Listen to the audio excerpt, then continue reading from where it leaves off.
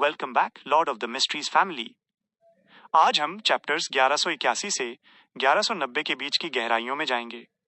कहानी अब जिस मोड़ पर है वहां हर पल कुछ भी हो सकता है।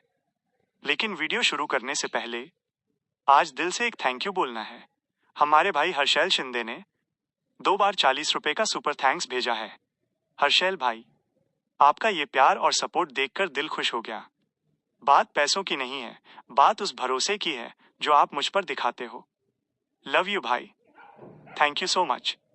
और दोस्तों, अगर आपको भी मेरी ये मेहनत और डेडिकेशन दिख रही है तो प्लीज सब्सक्राइब वाला बटन दबाकर इस फैमिली का हिस्सा बने। आपका साथ ही मुझे चलते रहने की हिम्मत देता है। चलो अब बिना देरी किए शुरू करते हैं आज का रोमांच।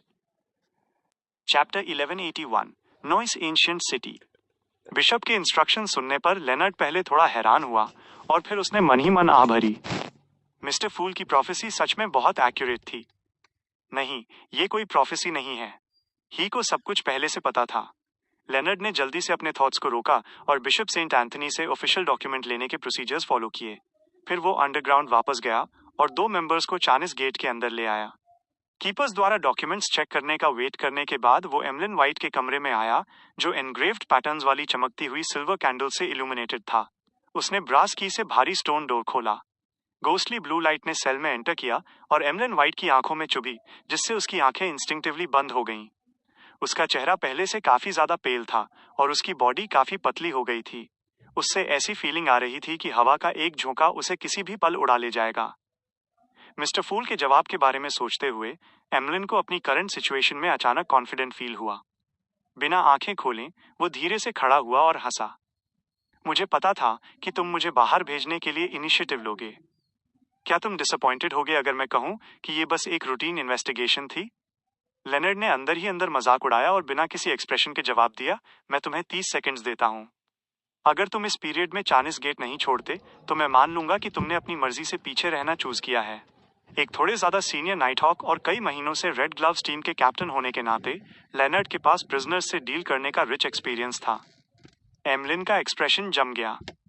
उसने अपना मुंह खोला, वो कुछ कहना चाहता था, लेकिन अल्टीमेटली उसने अपनी साइलेंस मेंटेन की। वो लेनर्ड और उसके 2 टीममेट्स के पास से गुजरा और चानिस गेट के बाहर चला गया। बाहर वो अचानक कांपा, जैसे कि वो अपनी बॉडी से चिल को निकालना चाहता हो। एक बार जब तुम रिटर्न करोगे तो थोड़ी सनलाइट तुम्हें ठीक कर देगी। ओह, बैकलैंड की सर्दियों में सूरज एक रेयर कमोडिटी है और तुम वैम्पायर्स को सनबेदिंग पसंद नहीं है। क्या तुम एक अपोथेकेरी नहीं हो? तुम खुद सन डोमेन से कोई मेडिसिन बना सकते हो। ये देखते हुए लेनर्ड ने उसे कैजुअली याद दिलाया। एमलिन की कंडीशन सबसे अच्छी नहीं थी। एक तरफ उसने कई दिनों से कोई स्पिरिचुअलिटी कंटेनिंग ह्यूमन ब्लड नहीं पिया था। वह सब्स्टिट्यूट के तौर पर केवल एनिमल्स के खून पर रिलाई कर सकता था। दूसरी तरफ ऐसा इसलिए था क्योंकि वो चानिस गेट के पीछे बहुत देर तक रुका था। एवरनाइट की पावर जो सील को सपोर्ट करती थी, उसने उसे थोड़ा खा लिया था, जिससे उसे रेजिडुअल इफेक्ट्स हटाने के लिए सन डोमेन की मेडिसिन के इफेक्ट्स की जरूरत थी। एक पोशंस प्रोफेसर के रूप में एमलिन अपनी फिजिकल और मेंटल कंडीशन से अवेयर था। उसने न तो पलटवार किया और न ही सिर हिलाया। पूछने से पहले उसने केवल सैंग्विन शब्द पर जोर दिया। फादर उत्रावस्की कहाँ हैं? उन्हें अभी थोड़ी देर और रुकने की जरूरत है। उम्मीद है कि ये ब्लडी वॉर जल्द खत्म हो जाएगी। चिंता मत करो, हम उन्हें थोड़ी सनलाइट लेने के लिए हफ्ते में 2 बार बाहर आने देंगे। जहां तक ये बात है कि वे कौन से दिन होंगे, ये बैकलैंड के वेदर पर डिपेंड करेगा। लेनर्ड ने एमलिन वाइट को जमीन पर और सड़कों पर भेजने से पहले एक सिंपल रिस्पॉन्स दिया। एमलिन ने दोबारा पूछने से पहले एक पल के लिए हेजिटेट किया। सबसे पास वाला हॉस्पिटल कहाँ है? तुम क्या करना चाहते हो? लेनर्ड ने प्रोफेशनल मैनर में पूछा। ब्लड ट्रांसफ्यूजन करवाओ। एमलिन ने अपनी ठुड्डी थोड़ी ऊपर उठाई, अपने एक्सप्रेशन को न बदलने की पूरी कोशिश करते हुए। ब्लड ट्रांसफ्यूजन खून पीने जैसा ज्यादा लगता है। लेनर्ड ने उसे कुछ नहीं कहा। उसने एक डायरेक्शन में इशारा किया और उसे एड्रेस दिया। सैंग्विन विस्काउंट को जाते हुए देखने के बाद वो अंडरग्राउंड लौट आया और अपने टीम मेंबर्स के साथ एक रीसेंट केस डिस्कस करने लगा। ... कई दिनों की ट्रैवलिंग के बाद क्लाइन आखिरकार नॉर्थ में नॉइस सिटी रूइंस के पास पहुंच गया। ये भी उतना ही डेसोलेट प्लेन था। सूखी नदी के तल ने जमीन पर अपने ट्रेसेस छोड़ दिए थे। उस डार्क शैडोवी सिटी को देखते हुए जो पतली फॉग से भरा हुआ था, उसे पास जाने की कोई जल्दी नहीं थी। इसके बजाय उसने एक हिडन स्पॉट ढूंढा और मिस्टर फूल का हॉनोरिफिक नेम बड़बड़ाया। उसके बाद उसने ग्रे फॉग के ऊपर की दुनिया में एंटर करने से पहले 4 कदम काउंटर क्लॉकवाइज लिए और इनकैंटेशन रिसाइट किया। सिर्फ एक थॉट के साथ सेफिरा कैसल लौटने के लिए उसे टैरो क्लब मेंबर्स की प्रेयर्स को एक साथ स्टैक करने की जरूरत थी, जिससे एक स्ट्रॉन्ग और फर्म एंकर बन सके। इस तरह ये द फूल को सफिशिएंट समनिंग पावर प्रोवाइड करेगा। प्रेयर लाइट की मदद से क्लाइन ने दूर से नॉइज रूइंस की सिचुएशन चेक करने के लिए अपने ट्रू विजन का यूज किया। उसने डिस्कवर किया कि पतली फॉग धीरे धीरे डिसिपेट हो रही थी, लेकिन ये पूरी तरह से डिसिपेट नहीं हो सकी। शहर की सरफेस पर एक भी स्पिरिट बॉडी थ्रेड नहीं था। जो लोग लिनन रोब्स या एनिमल हाइड्स पहने हुए थे, वे सड़कों पर अलग अलग जगहों पर लेटे हुए थे। वे उतने लाइवली और बिजी नहीं थे जितने उस समय थे जब सिटी ऑफ सिल्वर की एक्सपीडिशन टीम ने विजिट किया था। जिस एंजल या सील्ड आर्टिफैक्ट ने शहर को ऑक्यूपाई किया था, ये डिस्कवर करने के बाद कि उनकी वेयरअबाउट्स एक्सपोज हो गई हैं, क्या उन्होंने माइग्रेट करना चूज किया? अपने सामने की सिचुएशन के आधार पर गेस लगाते हुए क्लाइन ने अपनी नजरें हटाईं और ग्रेश व्हाइट फॉग को देखा जिसने सेफिरा कासल को थाम रखा था। वो मिरेकल इन्वोकर या अटेंडेंट ऑफ मिस्ट्रीज या कॉरेस्पॉन्डिंग सील्ड आर्टिफैक्ट को हिस्टोरिकल वॉइड में छिपने और एंशिएंट नॉइज सिटी के बियॉन्डर्स पर एम्बुश करने से रोकने की कोशिश कर रहा था। वो फॉग ऑफ हिस्ट्री में छलांग लगाते समय सीधे ट्रांसल्यूसेंट मैगट्स के उस क्लस्टर का सामना नहीं करना चाहता था जो एक विशाल वॉर्टेक्स में ट्विस्टेड थे, और न ही वो उन टेरिफाइंग टेंटिकल्स द्वारा परस्यू किया जाना चाहता था। ज़ारातुल ने उसके लिए जो एम्बुश बिछाया था, उसने क्लाइन को अभी भी डर का एक लिंगरिंग सेंस महसूस कराया। समय समय पर उसे नाइटमेयर्स आते थे, ये उम्मीद करते हुए कि साइकोलॉजिकल ट्रॉमा के ट्रीटमेंट के एक और राउंड के लिए मिस जस्टिस को सीक करे। ये स्टिम्युलस अपने मैरियोनेट एनोनी को अपने सामने मोनोकल पहने हुए देखने से भी बदतर था, जबकि उसकी बॉडी पूरी तरह इमोबाइल थी। ऐसा इसलिए था क्योंकि उसने हाउंड्स ऑफ फुलग्रिम को इम्प्लिकेट किया था। यह कंफर्म करने के बाद कि हिस्टोरिकल वॉइड सेफ था, क्लाइन रियल वर्ल्ड में लौट आया। उसने अपना हाथ बाहर बढ़ाया, पकड़ा और अपने फॉर्मर सेल्फ को बाहर खींच लिया। ये फॉर्मर सेल्फ भी सिल्क हाफ टॉप हैट और ब्लैक ट्रेंच कोट पहने हुए था और एक सिंपल ग्लास लैंटर्न पकड़े हुए था। अगले ही सेकंड में उसने ग्रेइश व्हाइट फॉग में जंप किया और हिस्टोरिकल वॉइड में इल्यूमिनेटेड स्पॉट्स को फॉलो किया, जो फर्स्ट ईपॉक से पहले के समय में उस लॉन्ग डेड सिविलाइजेशन के शहर तक ले जाता था। उसके लिए ये एक बहुत ही इंजीनियस सेफ हाउस था। ऐसा इसलिए था क्योंकि उसके अलावा कोई भी स्कॉलर ऑफ योर इतिहास के इस लॉस्ट पीस तक ट्रेस बैक नहीं कर सकता था। बेशक उसके लिए यहाँ तक आने में उसे अपनी बहुत सारी स्पिरिचुअलिटी एक्सपेंड करनी पड़ी। वह वहां ज्यादा से ज्यादा 15 मिनट और रुक सकता था, और वो भी तब जब वो हिस्टोरिकल वॉइड प्रोजेक्शंस को समन करने की कोई बर्डनिंग अटेम्प्ट्स ना करे। अपनी ट्रू बॉडी छिपाने के बाद क्लाइन की प्रोजेक्शन रियल वर्ल्ड में आगे बढ़ी और जल्दी ही नॉइज रूइंस के बाहर पहुंच गई। उसने ब्लाइंडली अप्रोच या एंटर नहीं किया। सूखी नदी के तल के ऑपोजिट एक छोटे माउंट का चक्कर लगाने के बाद उसने अपना राइट हैंड उठाया और अपने ओरिजिनल मैरियोनेट को समन किया, डार्क ब्लू आइज वाला cold earl of the fallen Konas Kilgor. Konas की बॉडी फड़फड़ाई और तुरंत गेहरमन स्पैरो में ट्रांसफॉर्म हो गई। फिर उसने हाथ बढ़ाया और हिस्टोरिकल वॉइड से एक लैंटर्न बाहर निकाल ली। हिस्टोरिकल प्रोजेक्शन जिसने हिस्टोरिकल प्रोजेक्शन को समन किया था, उसने लैंटर्न की धीमी येलो लाइट के नीचे डिस्टेंस को डिसऑर्डर्ड कर दिया। कुछ ही कदमों में वो अकेले नॉइज सिटी के बाहर पहुंच गया। हाथ में लैंटर्न लिए वो सड़ती हुई बिल्डिंग से गुजरा और रूइंस में एंटर करने से पहले पतली फॉग से गुजरा। ग्रे फॉग के ऊपर अपने ट्रू विजन को यूज करने के कंपैरिजन में एक्चुअल कांटेक्ट ने उसे और डिटेल्स डिस्कवर करवाई। अलग अलग जगहों पर लेटे हुए ह्यूमंस और मॉन्स्टर्स में डिके के साइंस थे, जैसे कि उन्हें कुछ समय के लिए अबैंडन कर दिया गया हो। उनमें से कुछ घर के ईव्स के नीचे कुर्सियों पर बैठे थे, कुछ स्टोव्स के पास लुढ़के हुए थे, कुछ ने फफूंदी लगी ब्रेड पकड़ रखी थी, जबकि कुछ ने हाथ पकड़ रखे थे। कुछ दीवारों के सहारे लीनिंग थे और जमीन पर बैठे थे, उनके होंठ बोन फ्लूट से दबे हुए थे। इससे क्लाइन ने उस सिचुएशन को इमेजिन किया जब वे सिटी में लिविंग थे। उनमें से कुछ स्लैक ऑफ कर रहे थे और रेस्ट कर रहे थे, कुछ खाना बेक कर रहे थे और कुछ सड़कों पर शॉपिंग कर रहे थे। कुछ म्यूजिक पर फोकस्ड थे, जैसे कि कुछ आ रहे थे और जा रहे थे, लगातार हंसते हुए। कुछ अरीना में मॉन्स्टर्स से फाइट भी कर रहे थे।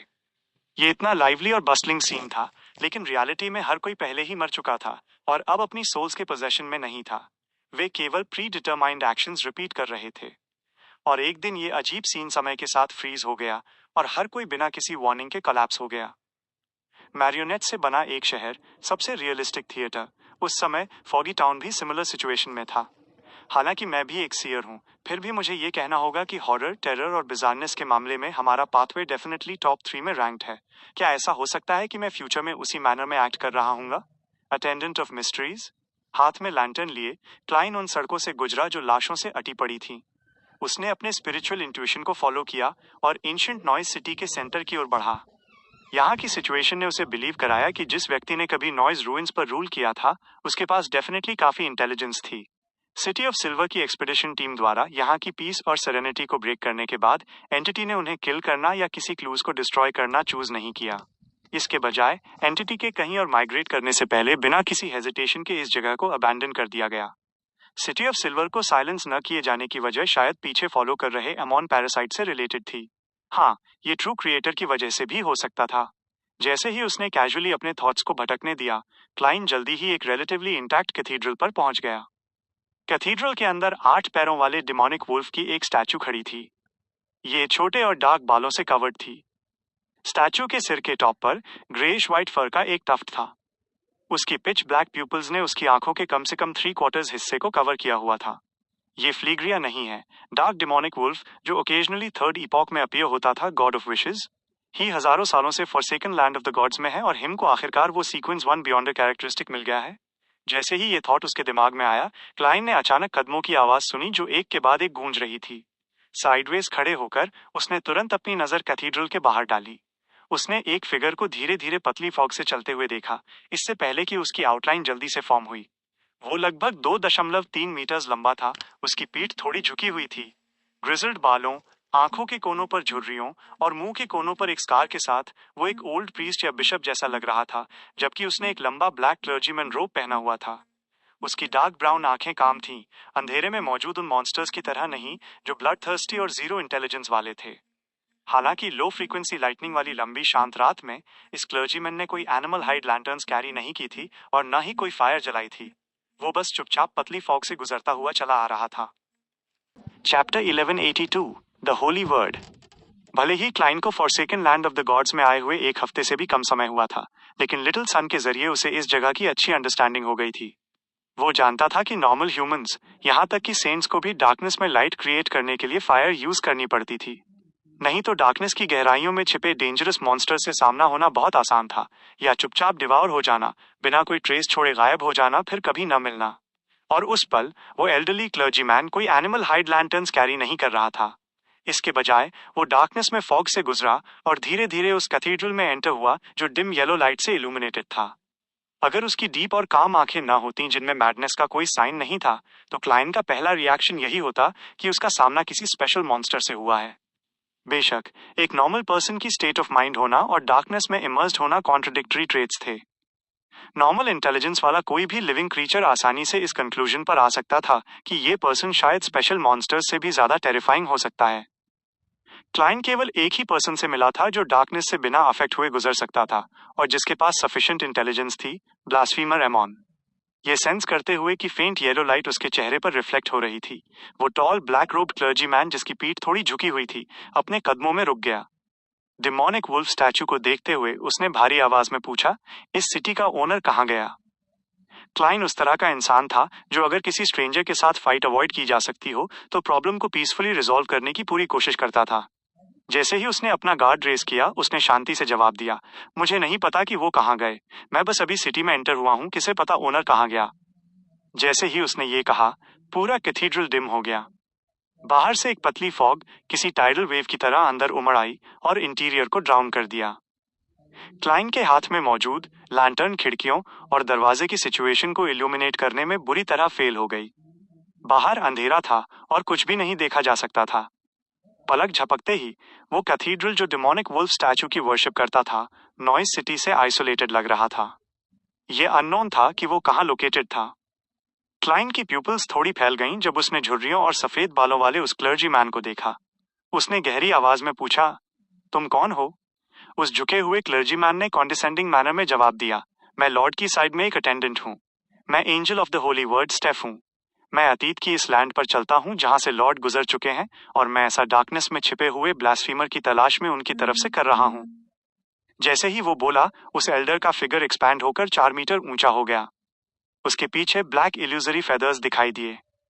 उनकी शैडोज इंटरसेक्ट हुई और ग्लूमी लेकिन होली विंग्स के 4 पेयर्स बनाए। Angel of the holy word Steph, an attendant by the lord's side, land of the past. क्या ये blessed of the true creator है, एंजल ऑफ फेट का सबऑर्डिनेट, रोज रिडेम्पशन का एक मेंबर? कोई वंडर नहीं कि वो डार्कनेस में वॉक कर सकता है। उनके पास डिजेनरेशन की पावर है जो उन्हें प्रोटेक्ट कर रही है। वो इविल गॉड अभी भी अटेंडेंट ऑफ मिस्ट्रीज की बियॉन्ड अ कैरेक्टरिस्टिक सर्च कर रहा है। तारांकन क्लाइन के पास अपना सिर उठाने और उस क्लर्जी मैन के साथ आंखें मिलाने के अलावा कोई चॉइस नहीं थी, जिसने काली रोब पहनने के बावजूद अपनी पीठ पर एंजल विंग्स के 4 पैर्स रखे हुए थे। इस हाई लेवल एग्जिस्टेंस एंजल की फॉर्म ग्रिजल्ड बालों के साथ झुर्रियों वाली ही रही। उनके बारे में हर चीज में कॉन्ट्रडिक्शन का सेंस था। ये प्रिटेंड करते हुए कि उसने ऑरोरा ऑर्डर को कभी अपना एनिमी नहीं बनाया है, उसने शांति से कहा, वो ब्लास्फीमर बहुत पहले ही भाग गया। मैं भी उन्हें ढूंढ रहा हूं। 2 सेकंड तक क्लाइन को घूरने के बाद angel of the holy word ने धीमी आवाज में पूछा, तुम कौन हो? इसे सीधे तौर पर कहना कन्वीनियंट नहीं होगा। क्लाइन ने आह भरी और मुस्कुराया, मैं एक लोनली ट्रैवलर हूं। जैसे ही उसने ये जवाब दिया, उसे अचानक अपने अंदर डार्कनेस का एक एक्सट्रीम सेंस डेवलप होता हुआ महसूस हुआ। फिर ये नीचे डूब गया और लैंटर्न से बनी शैडो के साथ मर्ज हो गया। वो पिच ब्लैक फिगर अचानक वॉप हुआ और लाइफ में आ गया। खुद को स्ट्रेच करके एक और गेहरमन स्पैरो बन गया, जिसकी आंखें सिनिस्टर और फेरोशियस थीं और डिमीनर सॉलिटरी था। ये क्लाइन की प्यूपिल्स कॉन्स्ट्रिक्ट हो गईं। बिना किसी हेजिटेशन के उसने अपना राइट हैंड बाहर निकाला और पतली हवा में ग्रैब किया। इस पॉइंट पर अगर उसने ये गेस नहीं किया होता कि स्टेफ उसका आंसर यूज कर रहा था, तो उसे ऑरोरा ऑर्डर ज्वाइन कर लेना चाहिए था और ट्रू क्रिएटर को अपना गॉड बना लेना चाहिए था। इस पल वो पहले ही जान चुका था कि angel of the holy word का क्या मतलब है। ये साफ तौर पर angel of the evil word था। किसी पर्सन का रिप्लाई यूज करके वो एम्बिग्यूटी का एक पोर्शन एक्सट्रैक्ट कर सकता था या स्पिरिट लैंग्वेज का इफेक्ट क्रिएट करने के लिए उस पर एक्सपैंड कर सकता था। जब क्लाइन ने कहा कि उसे नहीं पता कि सिटी का ओनर कहाँ गया है, तो स्टेफ ने मुझे नहीं पता मैं कहाँ गया शब्दों को एक्सट्रैक्ट किया, उसे ट्रैप कर दिया और बाहरी दुनिया से आइसोलेट कर दिया। जब इस एंजल ने अपनी आइडेंटिटी रिवील की, तो हर शब्द उनका लेवल और स्ट्रेंथ एनहांस कर रहा था।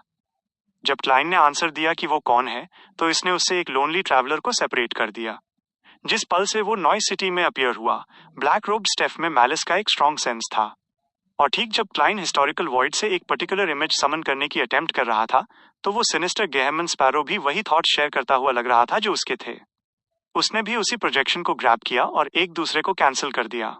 ये देखते हुए कि स्कॉलर ऑफ योर के रूप में उसकी पावर्स रिस्ट्रेन कर दी गई थी, क्लाइन की आंखें नैरो हो गईं।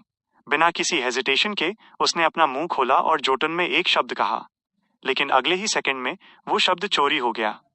लगभग 4 मीटर की ऊंचाई पर खड़े उस झुके हुए angel of the holy word Steph के लेफ्ट शोल्डर पर किसी समय एक खून से सना हुआ सिर उगाया था। ये उनके जैसा ही दिखता था, लेकिन बहुत यंगर था, एक पर्सन जो लगभग अपनी 40s में था। सिर के चारों ओर 2 स्किनलेस आर्म्स थीं जिनमें मैंगल्ड फ्लैश थी। उन्होंने अलग अलग सोल्स को ग्रेज किया था और बियॉन्ड द पावर्स यूज की थीं जो थॉट स्टील कर सकती थीं। उसी समय स्टेफ के राइट शोल्डर पर एक और ब्लडी हेड उगाया जो उनके 20s में लग रहा था। 3 सिरों के बीच एक ने सोल्स को ग्रेज्ड किया और क्लाइन के थॉट्स चुरा लिए, जबकि दूसरा टारगेट को कोल्डली घूर रहा था, उस लोनली ट्रैवलर की सेल्फ अवेयरनेस को गहरा कर रहा था। आखिरी वाले ने अपना मुंह खोला और कहा, तुम झूठ बोलते हो। तुम वही पर्सन हो जिसने सन ऑफ गॉड का डिसेंट रिचुअल डिस्ट्रॉय किया और लॉर्ड के डिसेंट में 2 बार इंटरफियर किया। तुम उन टारगेट्स में से एक हो जिन्हें मैं ढूंढ रहा हूं। क्लाइन के मुंह के कोने फड़फड़ाए जब उसने शांति से जोटून में एक शब्द कहा, लियोडेरो। ये लॉर्ड ऑफ स्टॉर्म्स का ट्रू नेम था। ये थॉट इसलिए चोरी नहीं हुआ क्योंकि उसने अपने सब्सिक्वेंट एक्शंस को लाइन अप कर लिया था। लाइन अप सेम कंटेंट से भरा हुआ था। इससे कोई फर्क नहीं पड़ता था कि पहला थॉट चोरी हो गया है या नहीं, क्योंकि इसने सब्सिक्वेंट थॉट्स को अफेक्ट नहीं किया। ये एक प्रेशियस एक्सपीरियंस था जो उसने एमोन से लड़ते हुए हासिल किया था। बेशक अगर वो एमोन से दोबारा मिलता तो उसे शक था कि ऐसा मेथड काम नहीं करेगा। एक बार गॉड ऑफ मिस्चिफ प्रिपेयर हो जाए तो वो डेफिनेटली कुछ नया लेकर आएगा। जैसे ही उसने बोलना खत्म किया, angel of the holy word Steph की आंखें सिल्वर लाइटनिंग के बोल्ट से जगमगा उठी। उन्होंने पूरी नॉइज सिटी को कवर कर लिया और उन्होंने उस डार्कनेस को चीर दिया जिसने कैथीड्रल को एनवेलप किया हुआ था। उन्होंने सारे करप्शन, कंसीलमेंट, डार्कनेस, वायलनेस और ईविल को फाड़ दिया। अंदर क्लाइन और वो सिनिस्टर गेयरमन स्पैरो लाइटनिंग स्टॉर्म की आई पर सिचुएटेड थे। बिना एक भी कराह के वे डिसिपेट हो गए। फिर वो terrifying silvery white twisted electric bolts ने एरिया को स्नेक किया और डिमोनिक वुल्फ स्टैच्यू के साथ साथ angel of holy word Steph को भी स्वॉलो कर लिया। उन डल रम्बलिंग साउंड्स के बीच एंशिएंट सिटी ऑफ नॉइज पूरी तरह कोलैप्स हो गई और एक ट्रू रूइन बन गई। सूखी हुई नदी के तल के ऑपोजिट साइड पर क्लाइन की हिस्टोरिकल प्रोजेक्शन जल्दी ही फेड हो गई और रियल वर्ल्ड में रिटर्न हो गई। इसके ठीक बाद क्लाइन ने नॉइज रूइन से खुद को दूर करने के लिए तुरंत फ्लेमिंग जंप यूज किया। इस प्रोसेस के दौरान उसने कुछ पेपर फिगरीन्स बाहर निकाली और अपने ट्रैक्स कवर करने के लिए उन्हें एंजल्स बना दिया। डेसोलेट प्लेन्स एक बार फिर अपनी डेड साइलेंस की स्टेट में लौट आए। अननोन पीरियड ऑफ टाइम के बाद रूइंस जहां कैथीड्रल खड़ा था हिल गया। स्टेफ धीरे धीरे क्रम्बलिंग डस्ट और रॉक के बीच खड़ा हुआ। उनके पूरी तरह से सफेद बाल फिर से पतले हो गए थे और उनका डीप ब्लैक क्लर्जीमैन रोब टैटर्ड हो गया था। Angel of the holy word ने नॉइस एंशिएंट सिटी को साइलेंस में छोड़ दिया, अपनी बेरिंग्स ली और डार्कनेस की गहराई में चला गया। आधा दिन बाद एक फिगर दूसरी डायरेक्शन से सिटी के रूइंस के पास पहुंचा। ये कोई और नहीं बल्कि क्लाइन था, जिसने एक बड़ा डिटूर लिया था। उसे पहले एंशिएंट सिटी ऑफ नॉइस को चेक करने का मौका नहीं मिला था और इस बार उसका रिटर्न उस एग्जिस्टेंस के एक्चुअल क्लूज पाने की उम्मीद से मोटिवेटेड था। काफी दूर डिस्टेंस पर क्लाइन ने ग्रे फॉग के ऊपर अपनी ऑब्जर्वेशंस रिपीट की, हिस्टोरिकल प्रोजेक्शन को समन किया और एंशिएंट टाइम्स में छिप गया। प्रोजेक्शन को यूज करके दूसरी हिस्टोरिकल प्रोजेक्शन समन की। अपनी प्रेपरेशंस खत्म करने के बाद उसने एक बार फिर नॉइस में कदम रखा और एब्सोल्यूट साइलेंस में कैथीड्रल लौटा। रास्ते में जो लाशें जमीन पर पड़ी थीं, वे या तो राख में बदल गई थीं या जली हुई रिमेन्स में उस क्रीपी और हैरोइंग फीलिंग से रहित। वो स्टेफ नाम का फेलो नहीं मरा। ऐसा लगता है कि यहाँ स्टॉर्म की रेमनेंट डिवाइन पावर्स केवल एक एंजल को इंजर कर सकती हैं। क्लाइन बर्बाद हुए कैथीड्रल के सामने रुका और विस्टफुली बड़बड़ाया। बेशक उसे बस थोड़ा रिग्रेटफुल लगा। उसने एक एंजल को इतनी आसानी से फिनिश ऑफ करने की एक्सपेक्ट नहीं की थी। जैसे ही उसने अपनी नजर घुमाई, उसने डिमोनिक वुल्फ स्टैचू के कुछ टुकड़े देखे। इसकी सरफेस डार्क ब्लैक थी और इनसाइड्स डार्क रेड थे, आमतौर पर देखे जाने वाले स्टोन की तरह बिल्कुल नहीं। ये स्टोन जरूर एक्स्ट्रॉर्डिनरी होंगे कि इन्हें उस डार्क डिमोनिक वुल्फ ने अपनी स्टैचू के लिए यूज किया। इसके अलावा ये विसिनिटी में प्रोड्यूस होने वाली किसी चीज की तरह नहीं लगते। शायद मैं उन एरियाज को सीक आउट कर सकता हूँ जहां dark demonic wolf noise city से पहले छिपा था, इन्हें इन्वेस्टिगेट करके। एक मिरेकल इन्वोकर या एक अटेंडेंट ऑफ मिस्ट्रीज के रूप में वो डार्क डिमोनिक वुल्फ जरूर अपने ट्रैक्स कवर करने में अच्छा होगा। उनके वेयरअबाउट्स को डायरेक्टली ट्रैक करना बहुत मुश्किल होगा, लेकिन अगर मैं उन ज्यादातर एरियाज को फाइंड कर सकूं जहां वो पहले छिपा था, तो मुझे उनकी हैबिट्स और स्टाइल में इंसाइट गेन करने में सक्षम होना चाहिए। एक बार जब मैं किसी पर्सन का पास्ट जान लेता हूं, तो मैं उसका फ्यूचर प्रिडिक्ट कर सकता हूं। सोचते हुए उसने 2 कदम आगे बढ़ाए, नीचे झुका और स्टैचू का एक फ्रैगमेंट उठाने की कोशिश की। उस पल एक चार्ड हैंड अचानक बाहर पहुंचा और उसकी फिंगर को ब्लॉक कर दिया। अपनी आंख के कोने से उसने एक चार्ड कॉर्प्स को खड़े होते हुए देखा। चार्ड कॉर्प्स के दूसरे हाथ ने एक क्रिस्टल मोनोकल पकड़ रखा था और उसे अपनी लेफ्ट आई पर पहन लिया। Am on left eye. Klein का दिल पहले कस गया इससे पहले कि डाउट और सस्पिशन का एक स्ट्रॉन्ग सेंस उसके अंदर सरफेस हुआ। अगले ही सेकंड में चार्ड कॉर्प्स मुस्कुराया और कहा, सॉरी, मैंने इसे गलत साइड पर पहन लिया। बोलते हुए उसने मोनोकल उतार लिया और उसे अपनी राइट आई पर मूव कर लिया। Chapter 1183 Klein's advantage. एक बार फिर क्लाइन समझ गया कि आमोन गॉड ऑफ मिस्चीफ क्यों था। उस पल उसे लैम्पून करने की भी डिजायर नहीं थी। वो बस इमीडिएटली हिस्टोरिकल प्रोजेक्शन को एंड करना चाहता था और अपने सामने खड़े आमोन नहीं, आमोन से एस्केप करना चाहता था। वो चैड कॉर्प्स जो पैरासिटाइज्ड हो चुकी थी, उसने अपने चेहरे से सूट साफ किया। इससे पहले कि क्लाइन गायब होता, उसने स्माइल करते हुए कहा, कोई रश नहीं है, तुम बस हिस्टोरिकल वॉइड से एक प्रोजेक्शन हो। मैं तुम्हें सच में पैरासिटाइज नहीं कर सकता और तुम्हें अच्छी तरह पता होना चाहिए कि मैं अकेला नहीं हूं। तुम्हारे लिए इफेक्टिव काउंटर अटैक लॉन्च करना डिफिकल्ट है। हाथ में एक सिंपल लालटेन लिए क्लाइन ने चुपचाप सोचा। उसने ब्लैक स्कल्पचर का टुकड़ा उठाया जो अंदर से लाल था और उसने कॉशियसली पूछा, तुम एग्जैक्टली क्या कहना चाहते हो? उस पल आमोन पहले ही अपनी अपीयरेंस में वापस बदल चुका था। सिर्फ एक प्रॉब्लम थी कि उनकी स्किन डार्कर रही। उन्होंने अपना क्रिस्टल मोनोकल एडजस्ट किया और चकल किया। तुम जानते हो कि मैं अवेयर हूं कि तुम उस डार्क डेमोनिक वुल्फ को सर्च कर रहे हो ताकि उनसे मिरेकल इन्वोकर की बियॉन्डर कैरेक्टरिस्टिक ऑब्टेन कर सको। मुझे भी इसमें काफी इंटरेस्ट है। क्यों ना हम एक और गेम खेलें और देखें कि इसे पहले कौन पा सकता है। उसका क्या पॉइंट है? ऐसा तो है नहीं कि अगर मैं ये गेम नहीं खेलूंगा तो मैं उसे परस्यू नहीं करूंगा या स्नैच करने का नहीं सोचूंगा। 2 सेकंड्स की साइलेंस के बाद उसने अपना सिर हिलाया। मैं रिफ्यूज करता हूं। उसका आमोन की कंडीशन सुनने का कोई इंटेंशन नहीं था। एक टॉप चीट से वो जितना ज्यादा सुनेगा उतना ही सफर करेगा। आमोन ने बिना किसी एंगर के हिंट के अपना सिर हिलाया। तुम इस पर रिग्रेट करोगे। मैंने ओरिजिनली प्लान किया था कि मिरेकल इन्वोकर की बियॉन्डर कैरेक्टरिस्टिक यूज करके तुमसे सेफिरा कैसल एक्सचेंज करूंगा और तुम्हें तुम्हारी ऑर्गेनाइज की गई सीक्रेट गैदरिंग ट्रांसफर करने का पीरियड ऑफ टाइम भी दूंगा। और अब मैं सिर्फ तुम्हारी फेट डायरेक्टली स्टील करने का कंसिडर कर सकता हूँ। मैं सोर्स से आने वाले कोरोजन का बर्डन कैरी करूंगा। हाँ, हालांकि ये डेंजरस है, फिर भी ये काफी थ्रिलिंग है। मैं इसे एक्सेप्ट करने के लिए पहले से प्रिपेयर्ड हूँ और देखता हूँ कि इवेंचुअली फ्लो को कौन कंट्रोल करेगा। मेरे फादर के एक्सपीरियंस के साथ मुझे बिलीव है कि मैं टू पुअरली परफॉर्म नहीं करूंगा। क्या? सोर्स से कोरोजन? एंशिएंट सन गॉड का experience? Klein originally miracle invoker beyonder characteristic और सेफिरा कैसल के टॉपिक को कंटिन्यू डिस्कस नहीं करना चाहता था, लेकिन जब उसने वो सुना तो उसका हार्ट स्टिर हुआ। उसे आमोन का डिस्क्रिप्शन रिकॉल हुआ और वो पूछे बिना नहीं रह सका। सोर्स का मतलब ओल्डेस्ट वन फर्स्ट क्रिएटर से है। वो डेस्परेटली जानना चाहता था कि सेफिरा कैसल उसके लिए किस तरह की अनबेरेबल फेट लाएगा। आमोन ने अपने मोनोकल के एज को पिंच किया और उसे कुछ सेकंड्स तक देखा, फिर सडनली स्माइल किया।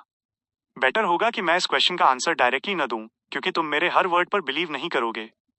बताओ मुझे, मैं उसकी ऑथेंटिसिटी डिटरमाइन करूंगा। क्लाइन ने ब्लर्ट आउट करने की अर्ज को सप्रेस किया और कामली रिप्लाई किया, शायद ये सिर्फ इसलिए है क्योंकि तुमने अभी तक रीजन नहीं बनाया है। आमोन ने बिल्कुल माइंड नहीं किया जैसे ही उन्होंने स्माइल किया और कहा, तुम उस तरह से भी सोच सकते हो। हे 8 टाइम्स जो ट्रुथ तुम खुद डिस्कवर करते हो वो डेफिनेटली उससे ज्यादा एग्रीएबल होता है जो दूसरे तुम्हें बताते हैं। अगर तुम्हारे पास टाइम है तो तुम forsaken land of the gods में वेंडर कर सकते हो। इससे तुम्हें और क्लूज मिलेंगे। ऑफ कोर्स, अगर तुम्हारे अंदर चेर्नोबिल में एंटर करने के गट्स हैं तो तुम्हें और ज्यादा पता चलेगा। क्लाइन ने मैटर को और परस्यू नहीं किया।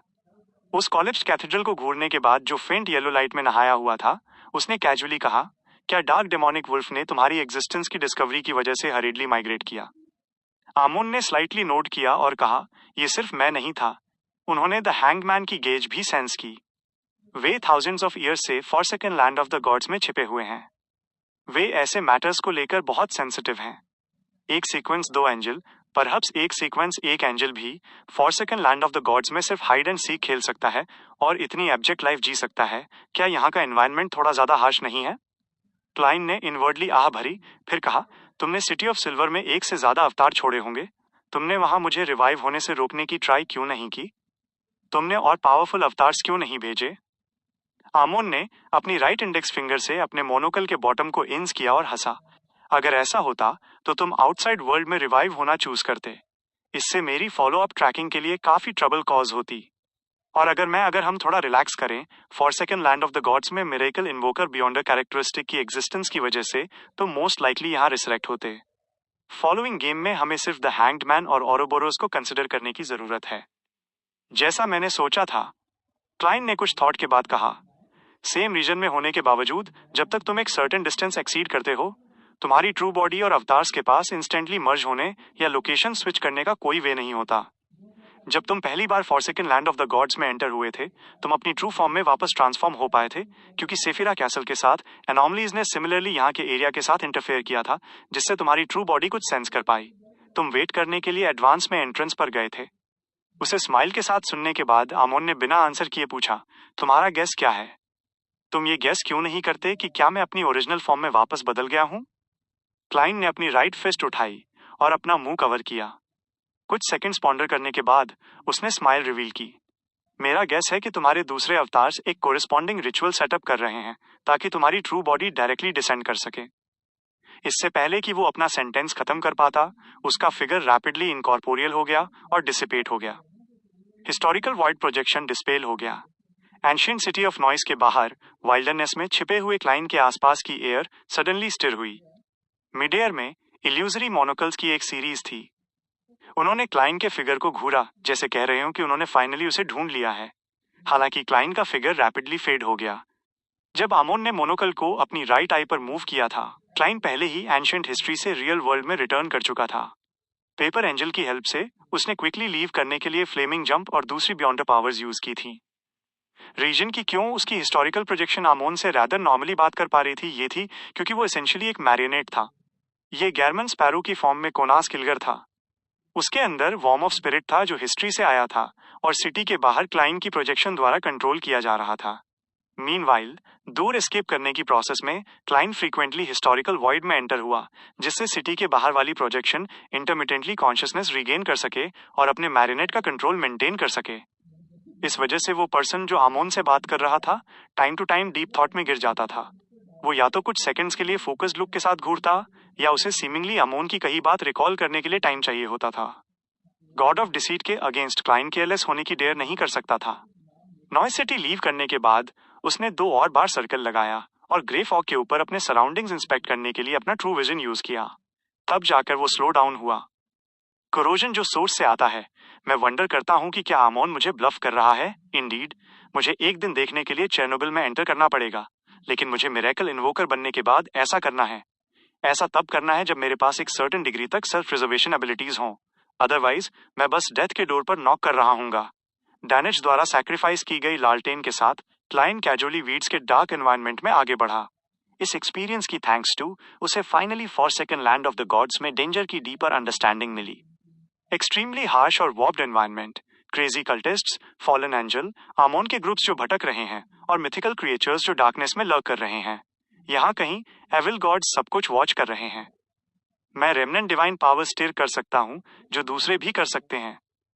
As expected of the forsaken land of the gods, danger level मेरी इमेजिनेशन से कहीं ज्यादा एक्सीड करता है।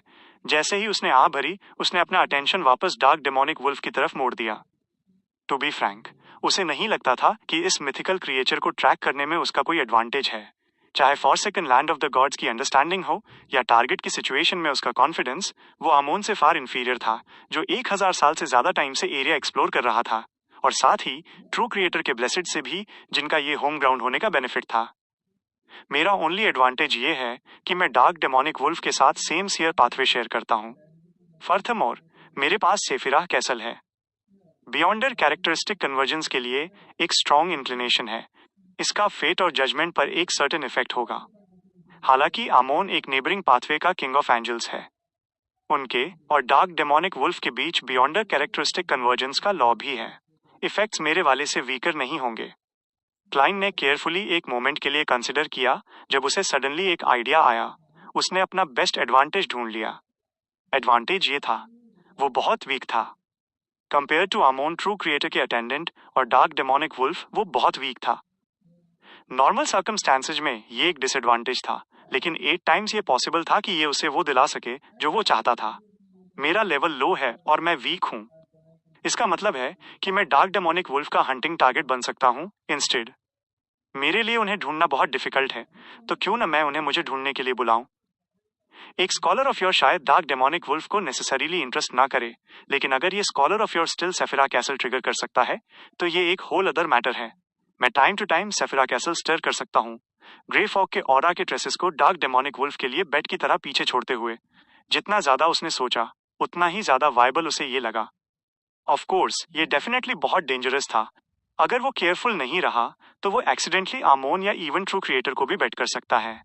और डार्क डेमोनिक वुल्फ शायद पहले ऑब्जर्व करना चूज करे before suddenly launching an attack, और उसे प्रिपेयर होने का चांस न दे। इस अप्रोच को लेने से पहले मुझे सफिशिएंट प्रिपरेशंस करनी होंगी। रश करने की कोई नीड नहीं है। एक गहरी सांस लेते हुए क्लाइंट ने अपना हाथ बाहर निकाला और ब्लैक डेमोनिक वुल्फ स्कल्पचर का फ्रेगमेंट निकाला, जो अंदर से लाल था। हालांकि वो आमोन की ऑब्स्ट्रक्शन की वजह से आइटम ऑब्टेन करने में फेल हो गया था, लेकिन इसने उसे हिस्टोरिकल वॉइड से इसे निकालने से नहीं रोका। ऐसा इसलिए था क्योंकि वो इसे पहले ही देख चुका था और टच कर चुका था, और आइटम इटसेल्फ हाई लेवल पर नहीं था। इस पल वो फ्रेगमेंट को डार्क डेमोनिक वुल्फ के हाइडिंग स्पॉट को सर्च करने के लिए यूज करना चाहता था, रिवर्स में एनालाइज करके और उसका मॉडस ऑपरेंडी फिगर आउट करके। डार्कनेस द्वारा रूल की गई वाइल्डरनेस में क्लाइंट ने लालटेन लिफ्ट की जो फेंट येलो लाइट एमिट कर रही थी।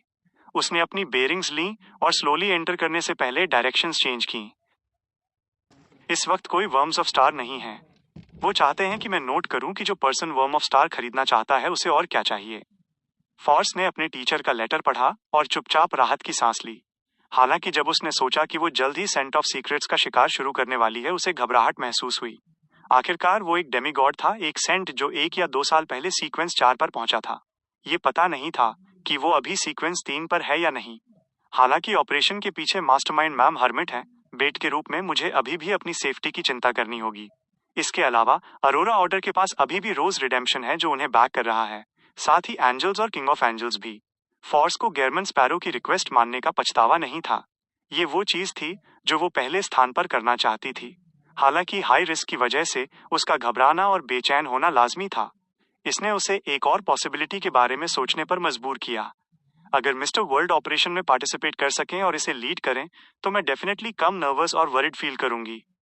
यह ऐसा नहीं था कि फॉर्स मैम हर्मिट की स्ट्रेंथ और एक्सपीरियंस पर बिलीव नहीं करती थी, लेकिन द वर्ल्ड गेरमन स्पैरो के रिजल्ट सबके देखने के लिए साफ थे।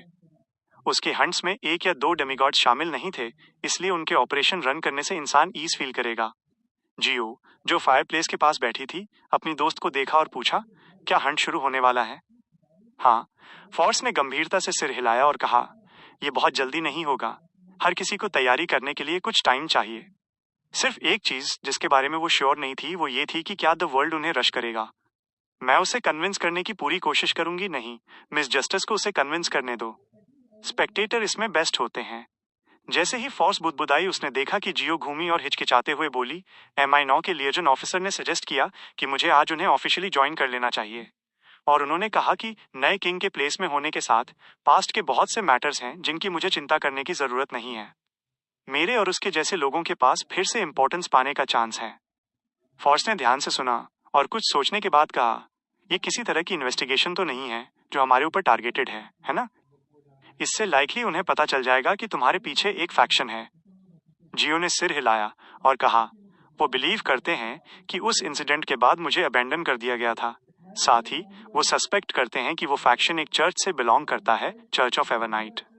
जियो एवरनाइट गॉडेस में बिलीव करती थी, इसलिए चर्च का जिक्र करना अनडाउटेडली चर्च ऑफ एवरनाइट को रेफर कर रहा था।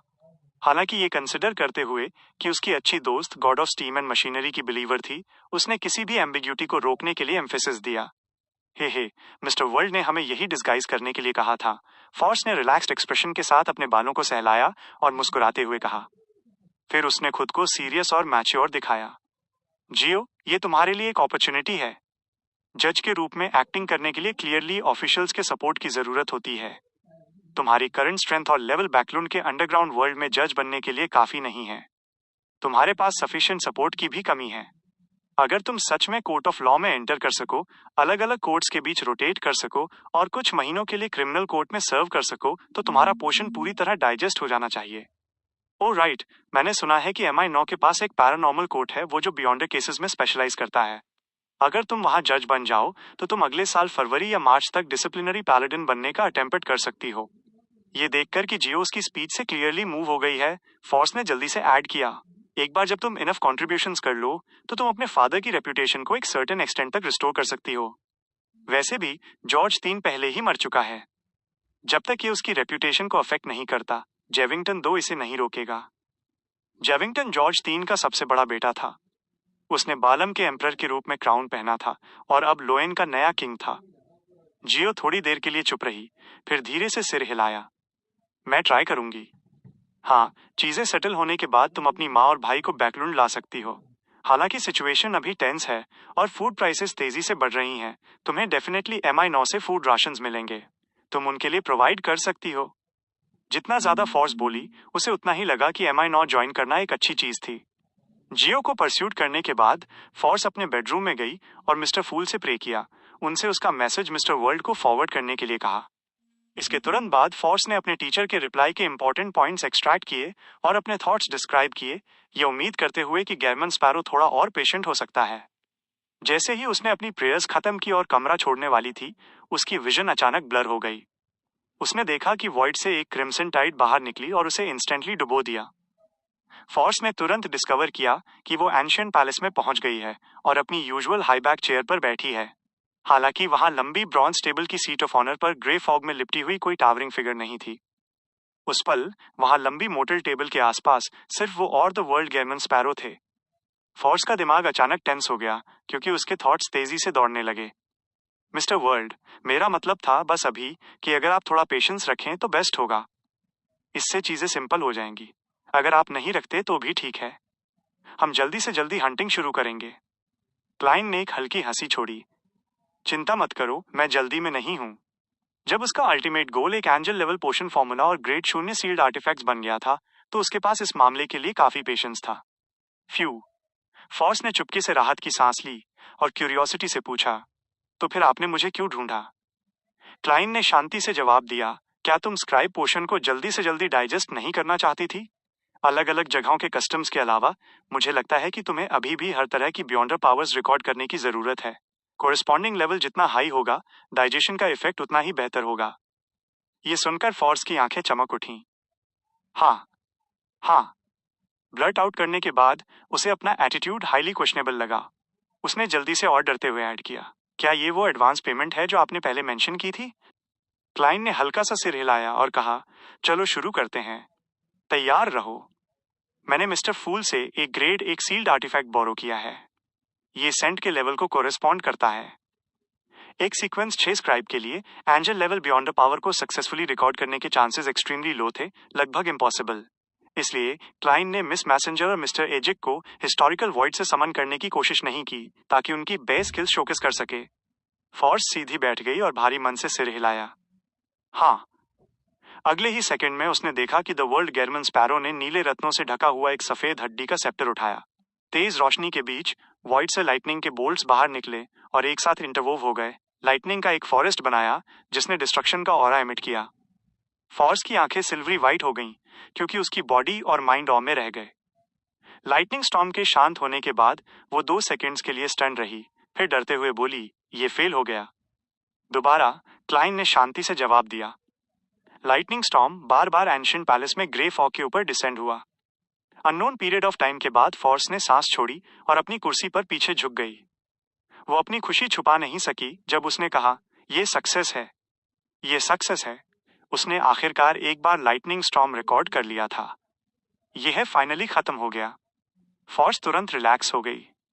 फिर उसने द वर्ल्ड को बिना किसी इमोशन के कहते हुए सुना, ठीक है, अगली बियॉन्डर पावर। नेक्स्ट, फॉर्स ने देखा कि लंबी मोटर टेबल के बॉटम पर क्रेजी एडवेंचरर ने अपना राइट हैंड बढ़ाया और ग्रेश व्हाइट फॉग में ग्रैब किया। कहीं से भी उसने एक लंबा कांटेदार क्रॉस निकाला जो ब्रॉन्ज में कवर्ड था। इस क्रॉस की एबिलिटी रिकॉर्ड करूं? फॉर्स ने अपने एक्सप्रेशन को नॉर्मल दिखाने की कोशिश की। स्क्राइब पोशन को एक सर्टेन एक्सटेंट तक डाइजेस्ट करने के बाद गॉडहुड पावर्स जिन्हें वो रिकॉर्ड कर सकती थी वो 1 से बढ़कर 2 हो गई थी। नहीं, क्लाइन ने मिस मैजिशियन की तरफ देखा और कहा, मेरा अनशैडोड क्रूसिफिक्स समन करना रिकॉर्ड करो। ये फेल हो गया, फॉर्स ने धीरे से कहा। इस बार उसके फेलियर का रीजन ये था कि उसके पास इसे रिकॉर्ड करने का टाइम नहीं था। अनशैडोड क्रूसिफिक्स की मेंटेनेंस डिस्पेल करते हुए क्लाइन ने एक बार फिर हिस्ट्री की फॉग में रीच किया और एक आयरन ब्लैक रिवॉल्वर बाहर निकाली। यह सक्सीड नहीं हुआ, फॉर्स ने कॉम्प्लिकेटेड एक्सप्रेशन के साथ जवाब दिया। वो अब बस रियल वर्ल्ड में रिटर्न करना चाहती थी और जो उसने अभी रिसीव किया था उसे डाइजेस्ट करना चाहती थी, लेकिन क्लास के एंड को मार्क करने वाली बेल बस नहीं बजी। लगभग 30 बार बाद जब फॉर्स का सिर दर्द से फट रहा था और उसकी मेंटल स्ट्रेंथ सूखने लगी थी, उसने आखिरकार एक बार हिस्टोरिकल वॉइड समनिंग रिकॉर्ड कर लिया। उस पल उसे लगा कि उसकी आंखें आंसुओं से भर गई हैं, लेकिन उसने अभी भी अपनी थकान को रोक कर रखा और एक अच्छे स्टूडेंट का एटीट्यूड दिखाने की पूरी कोशिश की। इससे उन लोगों और ऑब्जेक्ट्स को समन किया जा सकता है जिनसे कोई हिस्टोरिकल वॉइड के थ्रू रिलेटेड है। जब वक्त आएगा तो मुझे किसे समन करना चाहिए या मुझे कौन सा आइटम समन करना चाहिए? क्लाइन ने मिस मैजिशियन की तरफ देखा और कोल्डली रिप्लाई किया, मुझे। फॉर्स ने जबरदस्ती स्माइल की और पूछा, कौन से पीरियड से? पिछली बार जब हम मिले थे। क्लाइन ने पहले ही एक आंसर सोच लिया था। ये वो वाला क्लाइन था जिसने जॉर्ज 3 का रिचुअल डिस्ट्रॉय करने से पहले मिस मैजिशियन को डेलिबरेटली आइस और स्नो की दुनिया से वापस बैकलैंड भेजा था। वो तब तक पहले ही स्कॉलर ऑफ योर बन चुका था।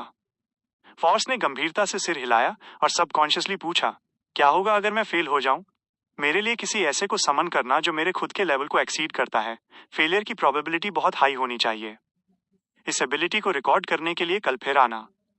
लेमानोस ट्रैवल्स यूज करना, क्लाइन ने शांति से कहा।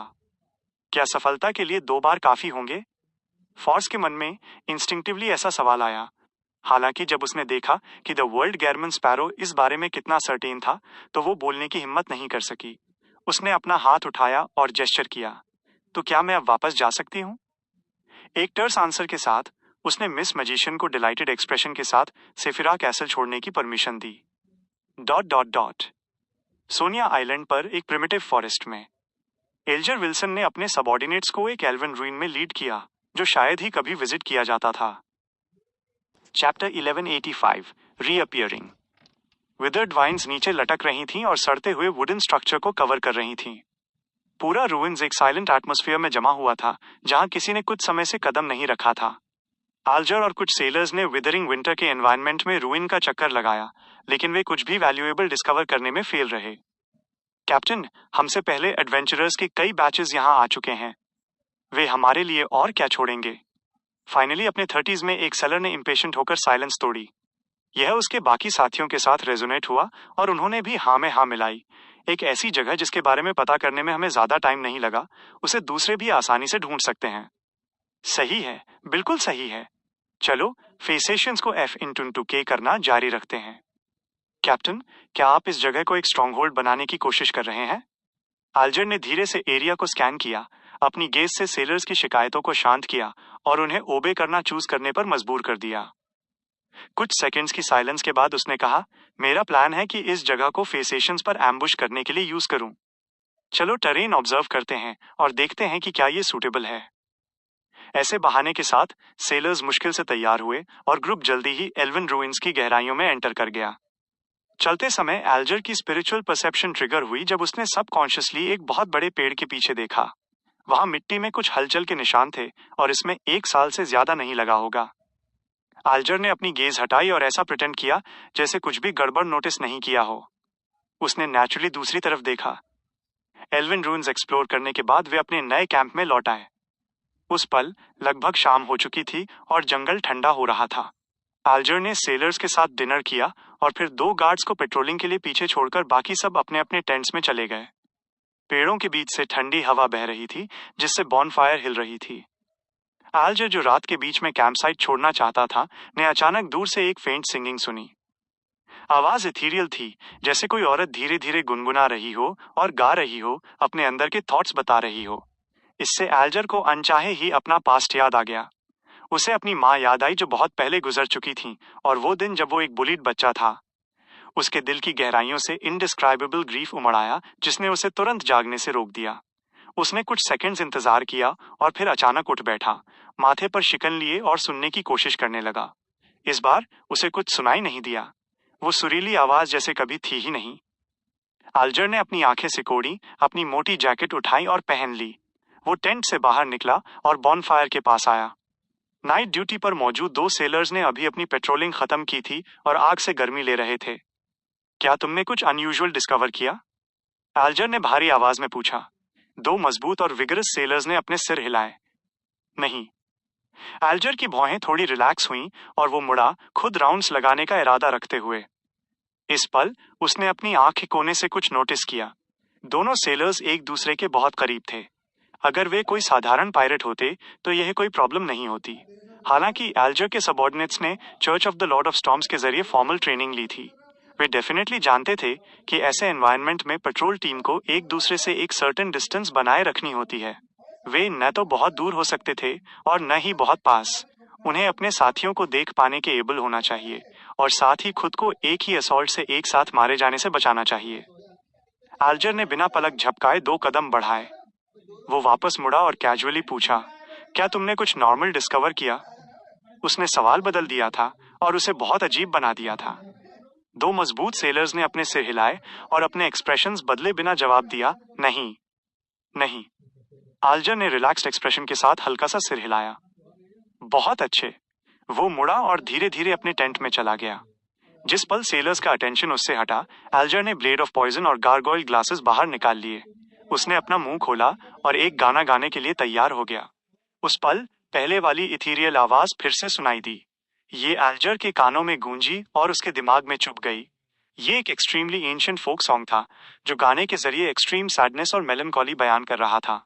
इसने एल्जर की स्पिरिट बॉडी को पेल नॉन एग्जिस्टेंट आर्म्स प्रोड्यूस करने पर मजबूर कर दिया, जो लगातार उसे नोच रहे थे। एल्जर का एक्सप्रेशन ट्विस्ट हो गया क्योंकि उसकी स्किन फिसलन भरे काले फिश स्केल्स प्रोड्यूस करने लगी। उसके गहरे नीले बाल एक एक करके खड़े हो गए क्योंकि वे अबनॉर्मली मोटे हो गए थे। जो थॉट्स ओरिजिनली उसके दिमाग में थे, वे गाने से डिस्ट हो गए और दर्द से कट गए। वे आगे कोई फॉर्म लेने में असमर्थ थे। एल्जर जमीन पर गिर गया और स्ट्रगल करने लगा। वो तड़प रहा था और कम इंसान जैसा लग रहा था क्योंकि उसे कंट्रोल खोने की कगार पर धकेला जा रहा था। अचानक सिंगिंग रुक गई। एक थोड़ी इंडिफरेंट आवाज एल्जर के कानों में पड़ी।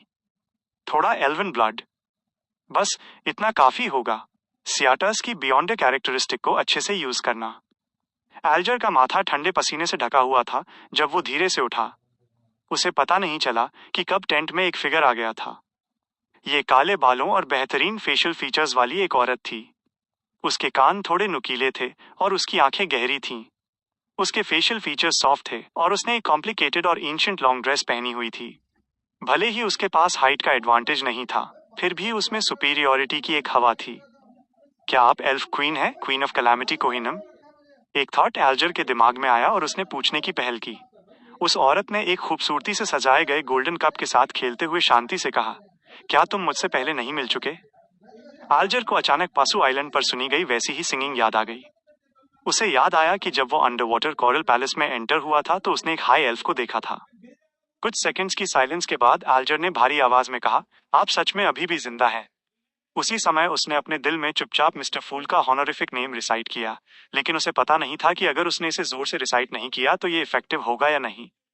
काले बालों वाली औरत का एक्सप्रेशन नहीं बदला जब उसने जवाब दिया, एक एंजल के लिए बिना किसी दुश्मन का सामना किए मरना बहुत मुश्किल है। तो फिर आपने कैरेक्टरिस्टिक्स को स्प्लिट क्यों किया और खुद को एक अजीब स्टेट में क्यों रखा? इससे आपको रेजरेक्ट होने के लिए एक अपॉर्चुनिटी का इंतजार करना पड़ता है। एल्जर ने टैरोट क्लब में कोरिस्पॉन्डिंग सिचुएशन के बारे में सीखा था और अब वो क्यूरियोसिटी से पूछ रहा था और आंशिक रूप से टाइम स्टॉल करने के लिए। एल्वन लेडी, जिसके क्वीन ऑफ कैलामिटी कोहिनम होने का शक था, ने स्नॉट किया, क्योंकि स्टॉर्म का डिवाइन थ्रोन लियोडेरो द्वारा ऑक्यूपाई किया गया है और मेरे पास टायरेंट का विरोध करने का कोई तरीका नहीं है। साथ ही एल्व्स की संख्या कम हो रही है। मेरे एंकर्स इंक्रीजिंगली अनस्टेबल हो रहे हैं। दूसरे लोग शायद न जानते हों कि लियोडेरो कौन था, लेकिन एल्जर बहुत अच्छे से जानता था। उसने रियल वर्ल्ड में इस टॉपिक को कंटिन्यू करने की हिम्मत नहीं की। जैसे ही वो क्वीन ऑफ कैलामिटी कोहिनम के आने का गोल पूछने वाला था, एल्फ क्वीन ने कहा, क्या तुम डेमीगॉड बनना चाहते हो? वो मेरे शरीर को रिवाइव होने के लिए यूज करना चाहती है। वो है सीक्वेंस 4 पर एडवांस होने और गॉडहुड प्राप्त करने की मेरी विश को मेरे शरीर में इंट्रूड करने के लिए बेट के रूप में यूज करना चाहती है।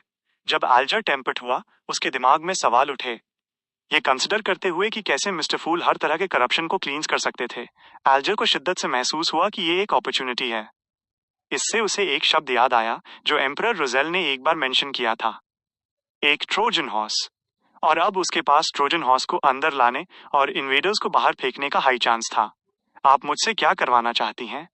एल्जर ने अपनी पर्सनालिटी के आधार पर सवाल उठाते हुए ज्यादा एंग्शियस न दिखने की कोशिश की। क्वीन ऑफ कैलामिटी कोहिनम ने उसे कुछ सेकंड्स के लिए ऑब्जर्व किया और फिर कहा, जब तुम्हारे पास बुक ऑफ कैलामिटी के साथ कांटेक्ट करने का राइट हो तो कुछ ऐसा निकाल लेना जो कोई और नोटिस ना करे और उसे वेस्टर्न कॉन्टिनेंट ले जाना। वेस्टर्न कॉन्टिनेंट, एल्व्स का लेजेंडरी होमलैंड? एल्जर ने थोड़ा फ्राउन किया और कहा, क्या वेस्टर्न कॉन्टिनेंट पहले ही गायब नहीं हो चुका? कोहिनम के होठों के कोने थोड़े ऊपर मुड़ गए। चूंकि वो गायब हुआ था, वो फिर से दिखाई देगा। वो डेफिनेटली फिर से दिखाई देगा जब अपोकलिप्स होगा। एल्जर के आगे पूछने का इंतजार किए बिना एल्फ क्वीन रुकी और बोली, तुम्हें पर्सनली उस आइटम को वेस्टर्न कॉन्टिनेंट भेजने की जरूरत नहीं है, लेकिन तुम्हें किसी ऐसे को एंट्रस्ट करना होगा जो ट्रस्टवर्दी हो।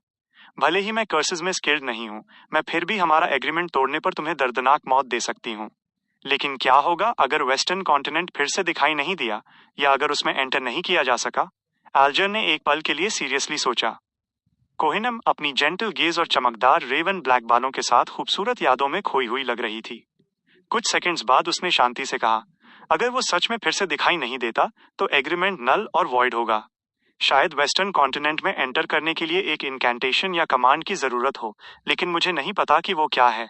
हालांकि तुम एक पर्टिकुलर एग्जिस्टेंस से पूछ सकते हो। कौन? एल्जर ने पजल्ड होकर पूछा। कोहिनम ने उसकी ओर देखा और ठंडेपन से कहा, वो मिस्टर फूल जिनका नाम तुम अभी अपने दिल में जप रहे थे। मुझे फीलिंग है कि वो इस मामले की हैं। एल्जर का दिल कस गया और उसने जवाब में जल्दी से अपना सिर नीचे झुका लिया। मैं समझ गया। ये देखकर क्वीन ऑफ कैलामिटी कोहिनम ने हल्का सा सिर हिलाया और कहा, अगर तुम डेमीगॉड बनना चाहते हो और इस एग्रीमेंट को मानना चाहते हो तो तुम सूरज उगने पर एल्वन रूइंस की ओर जा सकते हो। आवाज खत्म होने के बाद एल्फ क्वीन का फिगर जल्दी से डिसिपेट हो गया, उस मिराज की तरह जो अक्सर समुद्र और रेगिस्तान में दिखाई देता था। एल्जर ने अचानक अपनी आंखें खोली और महसूस किया कि वो एक टेंट में लेटा है और अभी सोकर उठा है। उसकी यादें बिखरी हुई थीं, लेकिन उसने जल्दी ही उन्हें रेगुलेट कर लिया। उसने और उसके सेलर्स ने अभी एक एल्विन रूइन की लोकेशन ढूंढी थी और उसे एक्सप्लोर करना अभी बाकी था। पिछला एक्सप्लोरेशन, सिंगिंग, सेलर एनॉमलीज और कैलामिटी के साथ अपीयरेंस और बातचीत सब बस एक सपना था। कोई वंडर नहीं कि मैं इतना लापरवाह था। भले ही मुझे पता था कि मैं क्वीन ऑफ कैलामिटी का सामना कर सकता हूं, मैंने पहले मिस्टर फूल से प्रे नहीं किया। क्या क्वीन ऑफ कैलामिटी ने इस रियलिस्टिक ड्रीम को क्रिएट करने के लिए एक एंजल के रूप में अपनी स्टेटस पर रिलाई किया? या शायद उसके पास एक कॉरेस्पॉन्डिंग सील्ड आर्टिफैक्ट है। भले ही वो एक स्पेशल स्टेट में एग्जिस्ट करती है, उसके पास टेंट के बाहर कमोशन यूज करने के मीन्स हैं और उसने एल्जर ने महसूस किया कि सब कुछ नॉर्मल था। फिर वो बैठ गया और सिंसियरली मिस्टर फूल से प्रे करने लगा। सिर्फ 20 से 30 सेकंड्स में एल्जर ग्रे फॉग के ऊपर पहुंच गया और लंबी मॉटल टेबल के अंत में मिस्टर फूल को बैठे हुए देखा। तुम कोहिनम से मिले? द हैंग्ड मैन द्वारा उसे ग्रीट करने के बाद द फूल क्लाइन ने कैजुअली बोला। एल्जर ने सीरियसली जवाब दिया, हाँ, लेकिन मैं श्योर नहीं हो सकता कि वो एल्फ क्वीन ही है। Chapter 1186 opportunity and danger are two sides of the same coin. The Fool ने धीरे से एक्नॉलेज किया और द हैंग्ड मैन के गेस से इनकार नहीं किया, और न ही वो सर्टेन थे कि ये क्वीन ऑफ कैलामिटी कोहिनम थी। आखिरकार उनके लिए ये इम्पॉसिबल था कि वो अपने सामने एक गोल्ड कॉइन निकालें और मौके पर ही डिविनेशन परफॉर्म करें। एल्जर ने कुछ सेकंड्स वेट किया। मिस्टर फूल से कोई क्लियर रिस्पॉन्स न मिलने पर वो जल्दी से उन बातों की ग्रेटर डिटेल में गया जो उसने प्रेयर में कही थी। उस महिला से लेकर जिसके क्वीन ऑफ कैलामिटी कोहिनम होने का शक था और जिसने कहा था कि उसमें कुछ एल्विन ब्लड है, कैसे उसने उसे डेमीगॉड बनने का प्रॉमिस दिया, और साथ ही वेस्टर्न कॉन्टिनेंट की चाबी और एग्रीमेंट के कंप्लीशन के बारे में भी।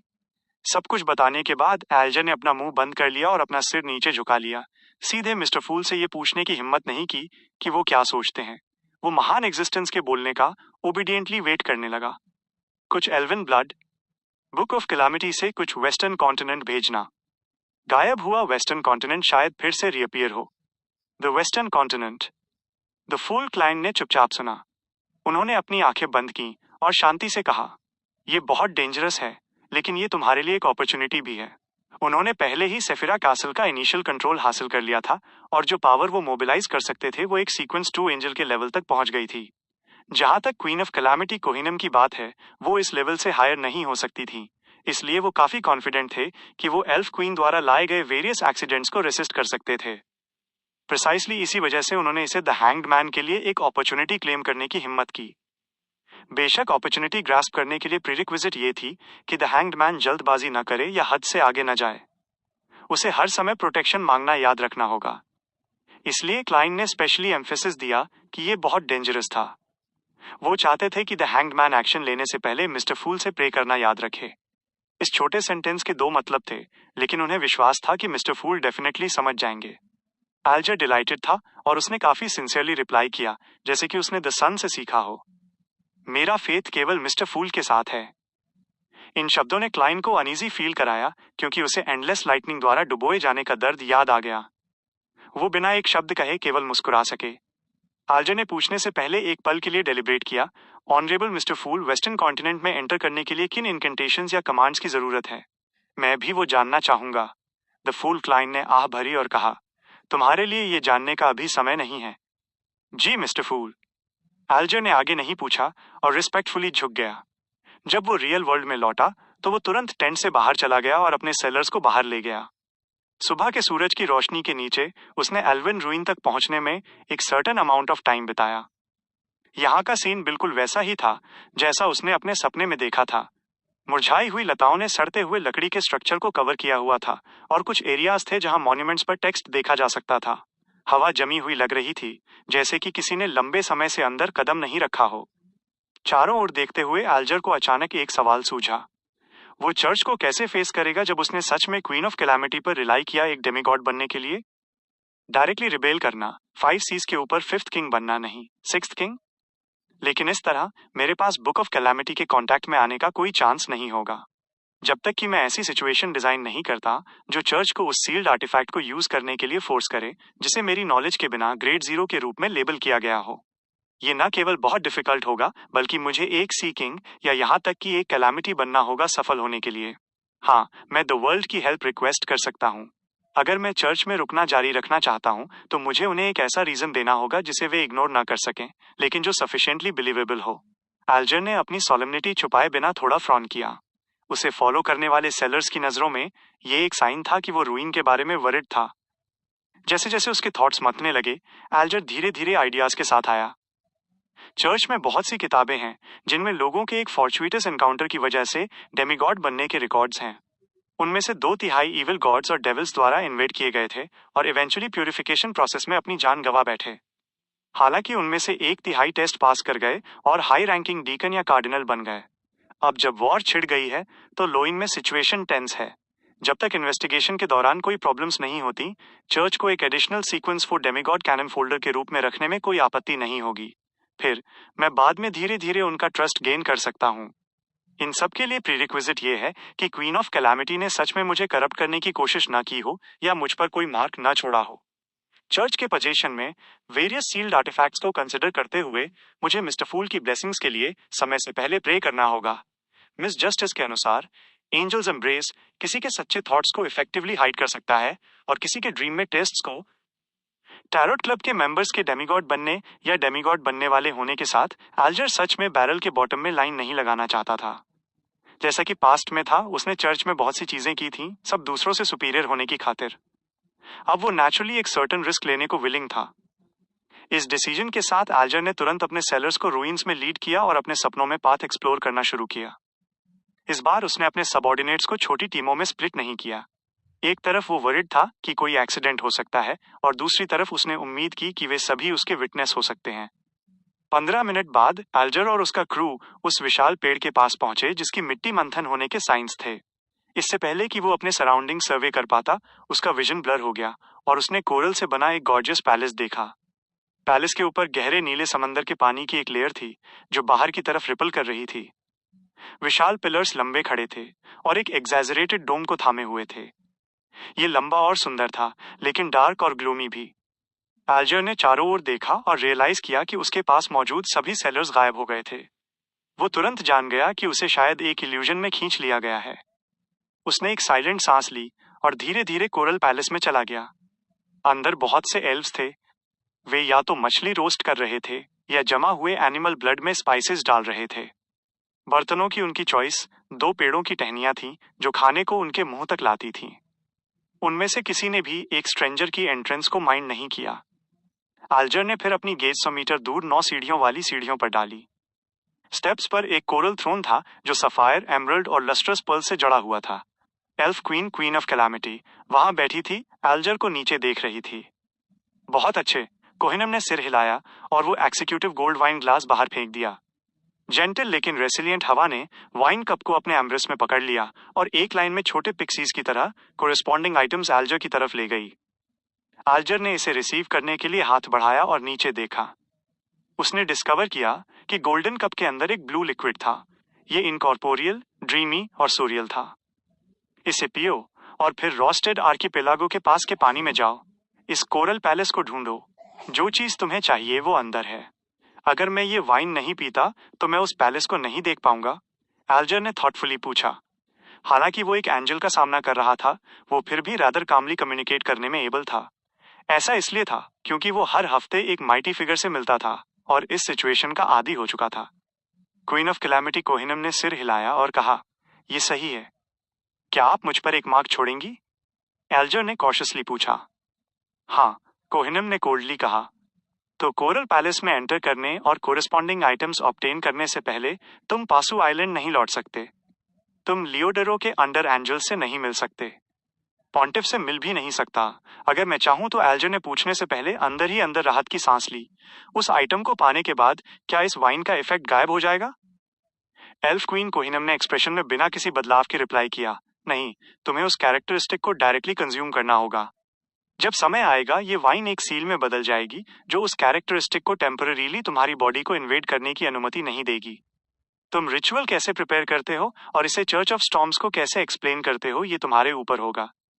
रिचुअल होल्ड करने से पहले कैरेक्टरिस्टिक मुझे बिलोंग करने दूं।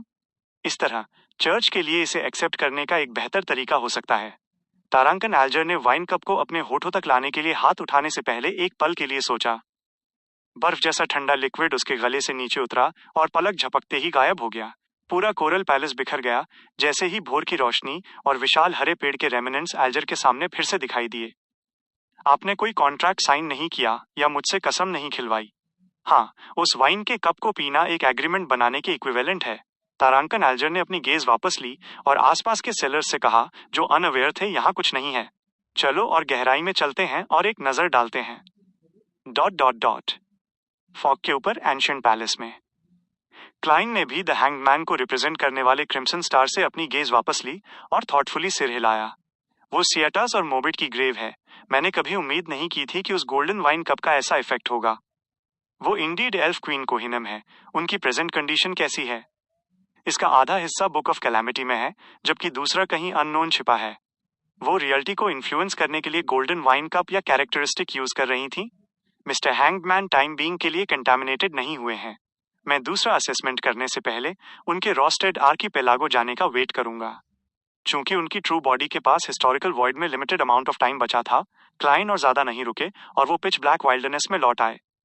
उन्होंने वो लालटेन कैरी की जो फेंट येलो लाइट एमिट कर रही थी। जैसे ही वो एक सर्टेन लोकेशन की तरफ चले, उन्होंने अपना सिर ईस्ट की तरफ देखने के लिए घुमाया, जो सिंबॉलिक था कि चेरनोबिल कहाँ था। उनके कदम अनचाहे ही धीमे हो गए। एक बार जब मैं डार्क डिमोनिक वुल्फ के फॉर्मर हाइडिंग स्पॉट से सफिशिएंट इन्फॉर्मेशन गैदर कर लूं, तो मैं ईस्ट की तरफ जाऊंगा। मैं तब तक चलूंगा जब तक मैं बाउंड्री तक नहीं पहुंच जाता और सिचुएशन कंफर्म नहीं कर लेता। फिर मैं मिरेकल इन्वोकर बियॉन्ड कैरेक्टरिस्टिक के मैटर को कंसिडर करूंगा। अमन शायद एक्सपेक्ट नहीं करेगा कि मैं अचानक चला जाऊंगा। वो डेफिनेटली डार्क डिमोनिक वुल्फ का पास जानता है। उसके लिए ये इम्पॉसिबल है कि वो उसी तरह की इन्वेस्टिगेशंस करे जो मैं कर रहा हूं। हाँ, लेकिन वो डेफिनेटली मुझे ट्रैक कर रहा होगा। क्लाइन ने धीरे से सांस छोड़ी और अपनी पेस तेज कर दी। आसमान में बिजली का एक बोल्ट कौंधा, डार्क और रेड डेसोलेट प्लेन्स को इल्यूमिनेट करते हुए बारिश की बूंदें रुक रुक कर गिरने लगीं। क्लाइन ने हिस्टोरिकल वॉइड से एक काली छतरी बाहर निकाली। एक हाथ में छतरी और दूसरे में लालटेन पकड़े वो अकेले आगे बढ़ा। Dot dot dot. लगभग एक हफ्ते बाद फ्यूचर को लंबी लोअन कोस्टलाइन के साथ कहीं डॉक किया गया था। कैटले ने अपने हाथ में टैरो कार्ड्स का एक स्टैक पकड़ा और सेलर्स से कहा, नीना और कंपनी, मैं कुछ समय के लिए लोइन में रहूंगी। तुम सभी को फ्रैंक पर नजर रखनी होगी और उसे उसके अजीब एक्सपेरिमेंट्स करने से रोकना होगा। Chapter 1187 change. कैप्टन के इंस्ट्रक्शन सुनने पर नीना ने अपना मुंह बनाया और खिड़की की ओर इशारा किया। क्या फ्रैंक के एक्सपेरिमेंट्स में से कोई ऐसा है जो स्ट्रेंज ना हो? कैटलिया एक पल के लिए शब्दहीन रह गई। वो बस आ भर सकती थी और कह सकती थी, अगर डेंजर का कोई साइन हो तो मुझे इमीडिएटली लिखना। एक मिस्टिकोलॉजिस्ट के रूप में उसके पास अपना मैसेंजर भी था। ऑल राइट, नीना ने अपना सीना फुलाया और कहा, अगर ब्लेम करने के लिए कुछ है तो ये केवल इसलिए है क्योंकि मैं फ्यूचर पर सबसे मैच्योर और रिलायबल इंसान हूँ। ये कहने के बाद उसने क्यूरियसली पूछा, कैप्टन, आप लोअन में क्या कर रही हैं? आपने कौन सा मिशन लिया है? क्या आप एनिमी लाइंस के पीछे कुछ साबोटाज रेड्स में एंगेज होने जा रही हैं? नीना फेसेशन डिसेंट की थी और उसे हाफ इंटेस माना जाता था।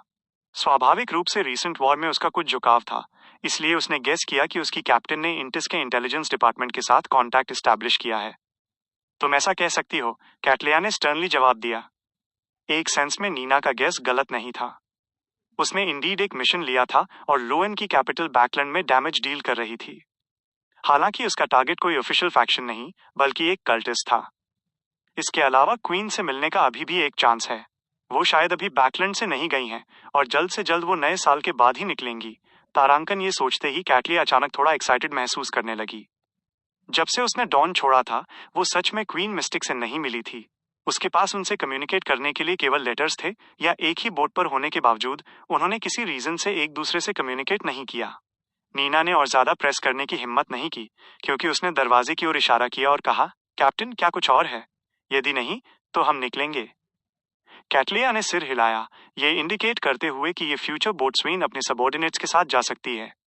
जैसे ही नीना ने हैंडल पकड़ा और धीरे से उसे ट्विस्ट किया, कैटलिया को अचानक कुछ याद आया और वो जल्दी से चिल्लाई, नीना। नीना, जिसके ब्लॉन्ड बाल हाई पोनीटेल में बंधे थे, कंफ्यूज्ड एक्सप्रेशन के साथ पलटी। ड्रिंक मत करना, कैटलिया ने सीरियसली एम्फसाइज किया। जब मैं शिप पर लौटूंगी तो तुम्हें जी भरकर पीने की अनुमति होगी। नीना ने तुरंत एक चार्मिंग स्माइल रिवील की। डील। कैटलिया ने एग्जॉर्ट करने से पहले एक पल के लिए सोचा। फ्रैंक के अलावा तुम्हें हीथ की कंडीशन का ध्यान रखना होगा। उसे अननोन वॉइसेस के प्रति क्यूरियोसिटी जनरेट मत करने देना और उसे हद से ज्यादा एग्जॉस्टेड मत होने देना। साथ ही ऑटोलॉफ को उसके कमरे से फ्रीक्वेंटली बाहर खींचना और मिस्टिसिज्म नॉलेज के साथ उसके इंटरैक्ट करने की फ्रीक्वेंसी और टाइम्स को कंट्रोल करना। साथ ही मुझे पता है, क्या मैं उन्हें बहुत अच्छी तरह से नहीं जानती? नीना ने अपना हाथ हिलाया और अग्री किया। बोट्सवेन और उसके सबॉर्डिनेट्स के कैप्टन्स कैबिन छोड़ने और उनके पीछे दरवाजा बंद करने के बाद कैटलिया ने अपनी गेज खिड़की से बाहर डाली ताकि करंटली इनविजिबल बैकलैंड को देख सके। कुछ मिनटों बाद उसने अपने हाथ में मौजूद डेक से एक टैरो कार्ड निकाला। इस पर एक ग्लास लैंटर्न और स्टाफ के साथ एक लोनली ओल्ड मैन बना था, द हर्मिट कार्ड। ... देर रात, बैकलैंड, एम्प्रेस बोरो अर्ल हॉल का घर। ऑड्री, जो एक व्हाइट सिल्क नाइट गाउन पहने हुए थी, ने अचानक अपनी आंखें खोलीं। उसने एक ब्लू क्लोक उठाया और उसे अपनी बॉडी पर लपेट लिया। फिर वो बिस्तर से उठी और कमरे में फुल बॉडी मिरर तक चलकर गई। पर्दों से चमक रही क्रिम्सन मूनलाइट के जरिए उसने खुद को केयरफुली ऑब्जर्व किया। उसकी एमरल्ड ग्रीन आइज की जोड़ी चमकती और लिम्पिड लग रही थी। ये इतना साफ था कि कोई भी हर डिटेल को क्लियरली देख सकता था। ऑड्री ने अपनी आंखें बंद कर लीं। जब तक उसने उन्हें दोबारा खोला, सारी एबनॉर्मैलिटीज गायब हो चुकी थीं। उसके मुंह के कोने धीरे धीरे ऊपर की ओर मुड़ गए और उसके चेहरे पर एक छोटा डिप्रेशन दिखाई दिया। उसकी आंखें थोड़ी कर्व हो गईं, जैसे उसने चुपचाप खुद की तारीफ की। ऑड्री, तुम फाइनली यहां तक आ गई हो। उसने ड्रीम वॉकर पोशन को पूरी तरह से डाइजेस्ट कर लिया था। खुद में उसके कॉन्फिडेंस और उसकी प्रिडिक्शंस के अनुसार उसने ओरिजिनली बिलीव किया था कि उसे पोशन डाइजेस्ट करने में फरवरी तक का समय लगेगा। उसके सरप्राइज के लिए उसने रिसेंटली बहुत से स्ट्रेंज और कंप्लीटली डिफरेंट ड्रीम्स का सामना किया था। इसमें dreams within dreams, mental illness के रिजल्ट वाले dreams, lucid dreams, evil spirits और रेट्स के इन्फ्लुएंस के कारण हुए ड्रीम्स और कुछ डेमीगॉड्स के ड्रीम्स शामिल थे। नॉर्मल सर्कमस्टांसेस में एक ड्रीम वॉकर के रूप में ऑड्री आमतौर पर ड्रीम में एंटर करते समय क्रीचर का लेवल डिटरमाइन कर सकती थी, इस प्रकार डेंजर अवॉइड कर सकती थी।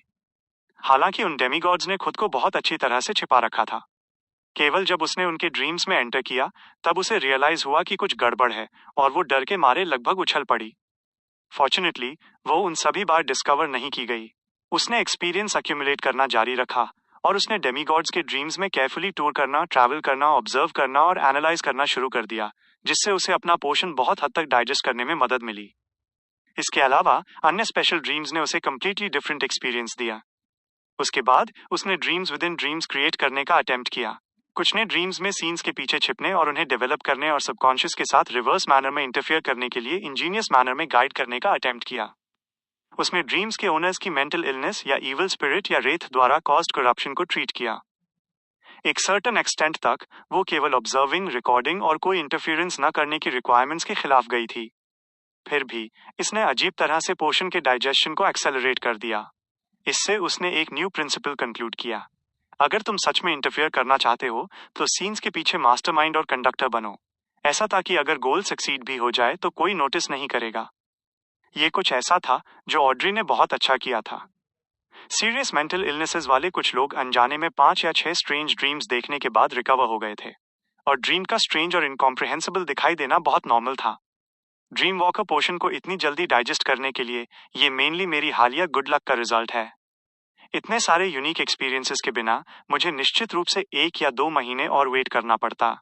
हाँ, मैं शायद किसी डेमीगॉड द्वारा कैच भी की जा सकती थी और बियॉन्ड प्रिजन में फेंकी जा सकती थी या डायरेक्टली मारी जा सकती थी। मेरी लक इतनी अच्छी कब हो गई? ऐसा लगता है कि ये मेरे द्वारा फेट डोमेन के एंजल उनके ब्लेसेड को आइसक्रीम सैक्रिफाइस करने के बाद शुरू हुआ। तारांकन ऑड्री ने अपने रिफ्लेक्शन को देखा और मुस्कान के साथ अपनी पलकें झपकाईं। उसने जल्दी से अपनी गेज वापस ली, अपने बेडरूम को स्कैन किया और ड्रेसिंग टेबल की ओर चली गई। उस पर ताश के पत्तों, डेक ऑफ कार्ड्स की गड्डी रखी थी। मिस्टिसिज्म एंजॉय करने वाली लड़की के कमरे में उसके लिए टैरोट कार्ड्स का डेक होना नॉर्मल था। ऑड्री ने अपना दाहिना हाथ आगे बढ़ाया और अपनी उंगलियों से ऊपर वाले कार्ड को टच किया।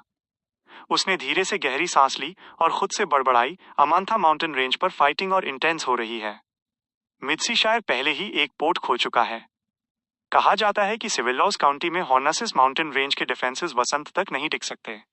अगर ये तथ्य ना होता कि हमने सी पर सिग्निफिकेंट एडवांटेज हासिल किया है, तो सदर्न कॉन्टिनेंट के ईस्ट बालम के साथ हमारा कनेक्शन निश्चित रूप से सेवर हो गया होता।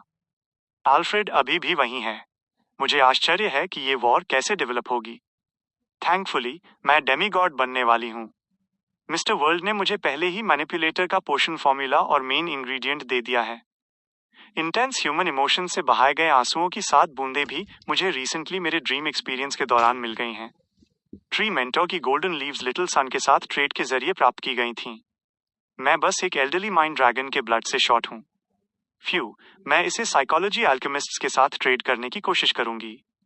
हुविन रैम्बिस के मरने से पहले मैं पहले से ही एक स्मॉल साइकोलॉजिकल डिस्कशन ग्रुप की पर्सन इंचार्ज थी।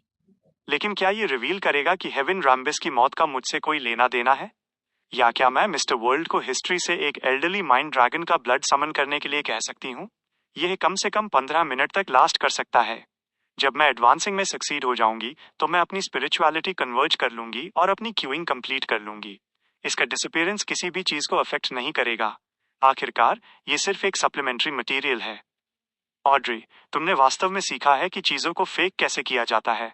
और तो और ये ऐसे मैटर्स पर है। एक सेल्फ डेप्रिकेटिंग कमेंट के बाद ऑड्री ने उस तरह के सिचुएशन के बारे में सोचना शुरू किया जिसे मैनिपुलेटर के एडवांसमेंट रिचुअल को कंप्लीट करने के लिए यूज किया जाए। रिचुअल के लिए किसी को कम से कम 10,000 लोगों के साथ स्पेशल ओकेजन के दौरान जनरेटेड इमोशनल रेजोनेंस के बीच पोषण पीने की आवश्यकता थी। जैसे ही उसके थॉट्स दौड़े, ऑड्री एक प्रिलिमिनरी आइडिया के साथ आई। गॉडेस का विंटर गिफ्ट्स डे। लेकिन चाहे मास कितना भी बड़ा क्यों ना हो, ये 10,000 लोगों को अकोमोडेट नहीं कर सकता। कैथीड्रल इतने लोगों को अकोमोडेट नहीं कर सकता। हाँ, ये आमतौर पर इम्पॉसिबल है। अगर कोई चांस है तो मैं एक सम ऑफ मनी डोनेट कर सकती हूँ। मैं सजेस्ट कर सकती हूँ कि हम मेमोरियल स्क्वायर में एक एक्सट्रीमली लार्ज मास करें ताकि वॉर के दौरान गुजरने वाली सोल्स को प्लेकेट किया जा सके। मोस्ट इंपॉर्टेंट स्क्वायर में डिसीज्ड के फैमिली मेंबर्स, रिलेटिव्स और फ्रेंड्स को इनवाइट किया जाता है। जब तक वे पार्टिसिपेंट्स का एक सर्टेन प्रोपोर्शन अकोमोडेट करते हैं जो इमोशंस रेजोनेट होंगे, वे मास में पार्टिसिपेट करने वाले दूसरों को अफेक्ट करेंगे जिससे रिचुअल की रिक्वायरमेंट सेटिस्फाई हो सकेंगी। सिचुएशन को शांति से एनालाइज करने के बाद ऑड्री ने अचानक अपना सिर झुकाया और ड्रेसिंग टेबल पर रखे मिरर को देखा।